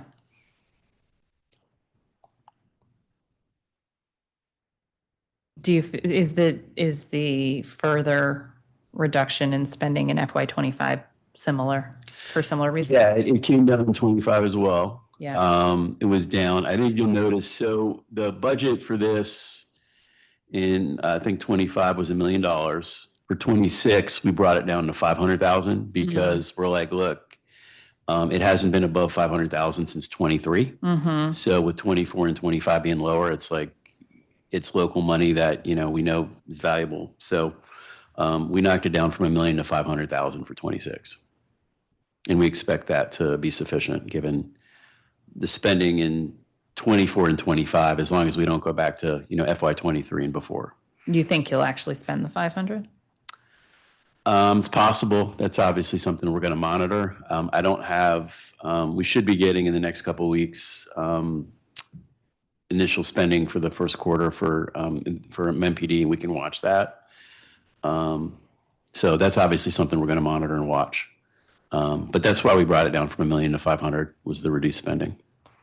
Do you know how many participants in the RDO subsidy program have a requirement to provide RDO coverage as part of their settlement agreement? I do.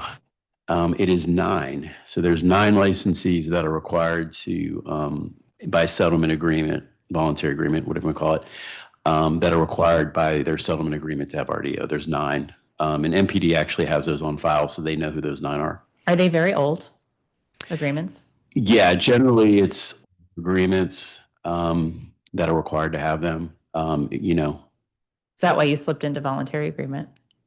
Because they were actually VAs? Not really, but they probably were. Some of them may have been when they were called voluntary agreements, but those are the 9 that have it are voluntary or settlement agreements that are a little older. You don't see, the point I'm trying to make is you don't see them in settlement agreements from like this year or last year. They're in agreements that have been around for a while, I think is the point I was trying to make. Fair enough. Okay. I wasn't trying to trip you up. What's the status of streeter re-endorsement registrations? Are there any concerns with the process that's been set up? Not so far. I'll kind of go through what I think will come up and what you may hear about. So we had emergency legislation working its way, I think where existing streeteries had until December 31st to notify us if they wanted to continue a streetery. What I did like about this process was it set up the first time that we gave notice to ANCs and community groups, which I thought was important because we would always hear from them, when are you guys going to give us notice? When do we get an opportunity to comment? So now it's like, here it is. So we have 37 that met that deadline. I think in my testimony, I mentioned the January through March 45-day period. So since then, I think a couple things. We had one that came in after the deadline in Ward 1. I'm not going to get into what it is, but it was a Ward 1 licensee. And they said, oh, hey, we missed the deadline. And it's like, okay, well, you can still apply, but you can't continue to operate. It's like new, and they'll have to go to their ANC. If their ANC wants to give them a stipulated license, they can, right? And so I think one of the good news that we're doing this now, especially with the snow, is there's not a lot. It's not like great weather for streeteries right now. So hopefully we can kind of work through these issues, have these licensees talk to their ANCs and get through this now for people that missed the deadline. So I think there's an advantage there. I think the other thing, in addition to the 37 and the one I mentioned, we have had conversations with DDOT just to make sure that we're working collaboratively on this. And I think based on our conversations with them, they have a couple of folks that are alcohol licensees that have, gone to DDOT that haven't come to us. So we're able to kind of share list information. So I think even though we got 37 that filed on time, one which took us to 38, clearly we'll be over 40 at the end because there's more that went to DDOT that didn't come to us that'll have to go through our process. So I think we're doing that. The other thing, just going to make you aware of, I'm not going to tell you what the hours are, but we'll have something out shortly. The legislation that the council passed required us by rulemaking to establish hours for streeteries. So we've coordinated with DDOT on that. We know what we're going to propose. I'm not going to say it here, but we'll have rules, proposed rules. We'll have a hearing. The reason I'm telling you this is because obviously it'll come to the council. Yeah. But you want to build up the suspense first, clearly. Yeah, we'll split up the suspense, but well, because it may change based on feedback we get from ANCs and others. I'm not. I don't think it's going to be anything crazy, so Okay. it's not something I'm too worried about. Okay. Have there been any commercial lifestyle licenses issued for outdoor consumption? None yet. We have had some conversations, inquiries from some businesses, some neighborhoods. We don't have any yet. I think at some point we'll get one based on those conversations, but right now we don't have any. And what's the status of implementing the electronic games of skill endorsement? So, as I mentioned in my testimony, in the BSA, we took over October 1 Games of Skill from OLG.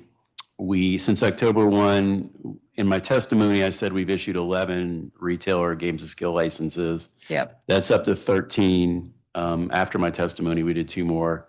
And there's 2 more, so that's 13. And then the board's considering 2 more tomorrow. Okay. Wait, which board, does the ABC board do those?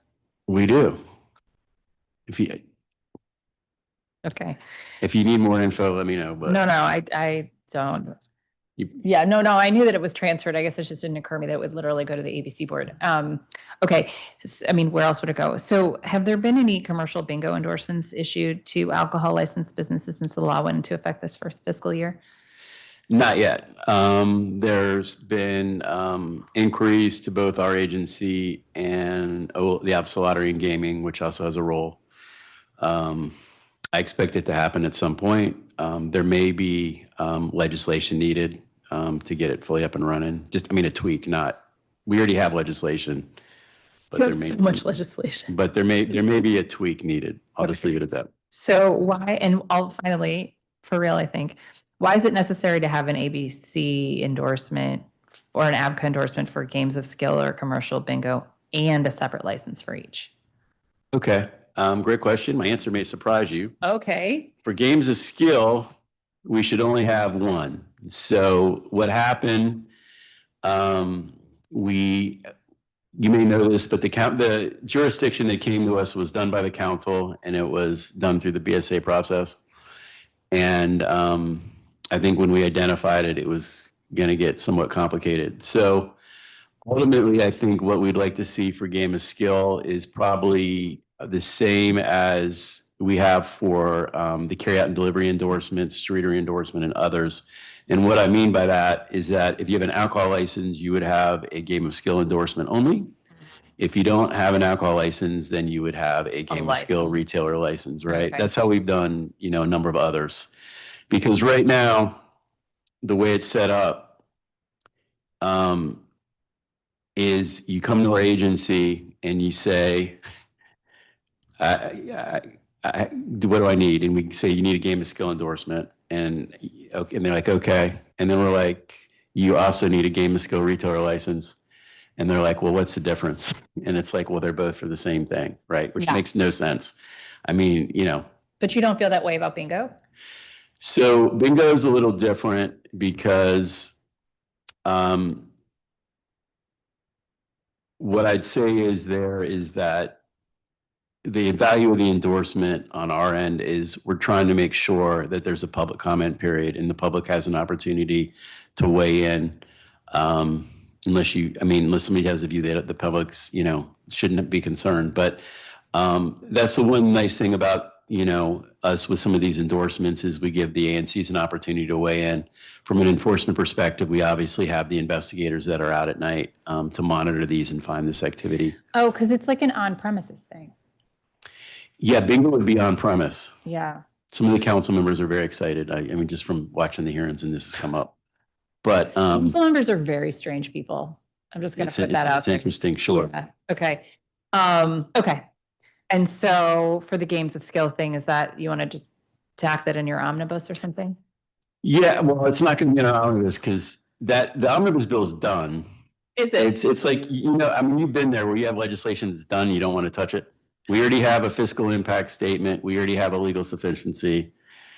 No, anything we do, which we're happy to do, would be done through a separate vehicle.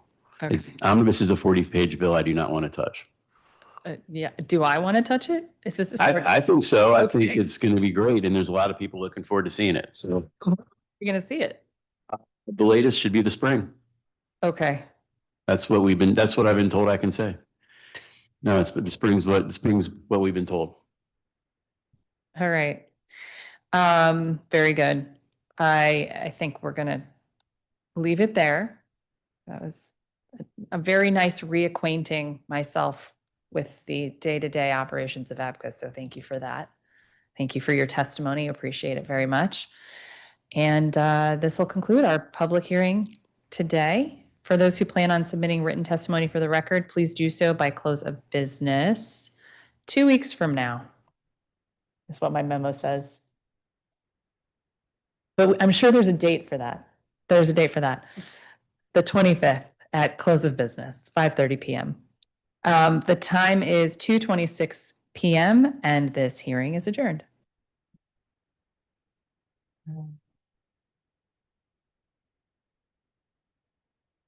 Thank you, Councilmember. Good to see you.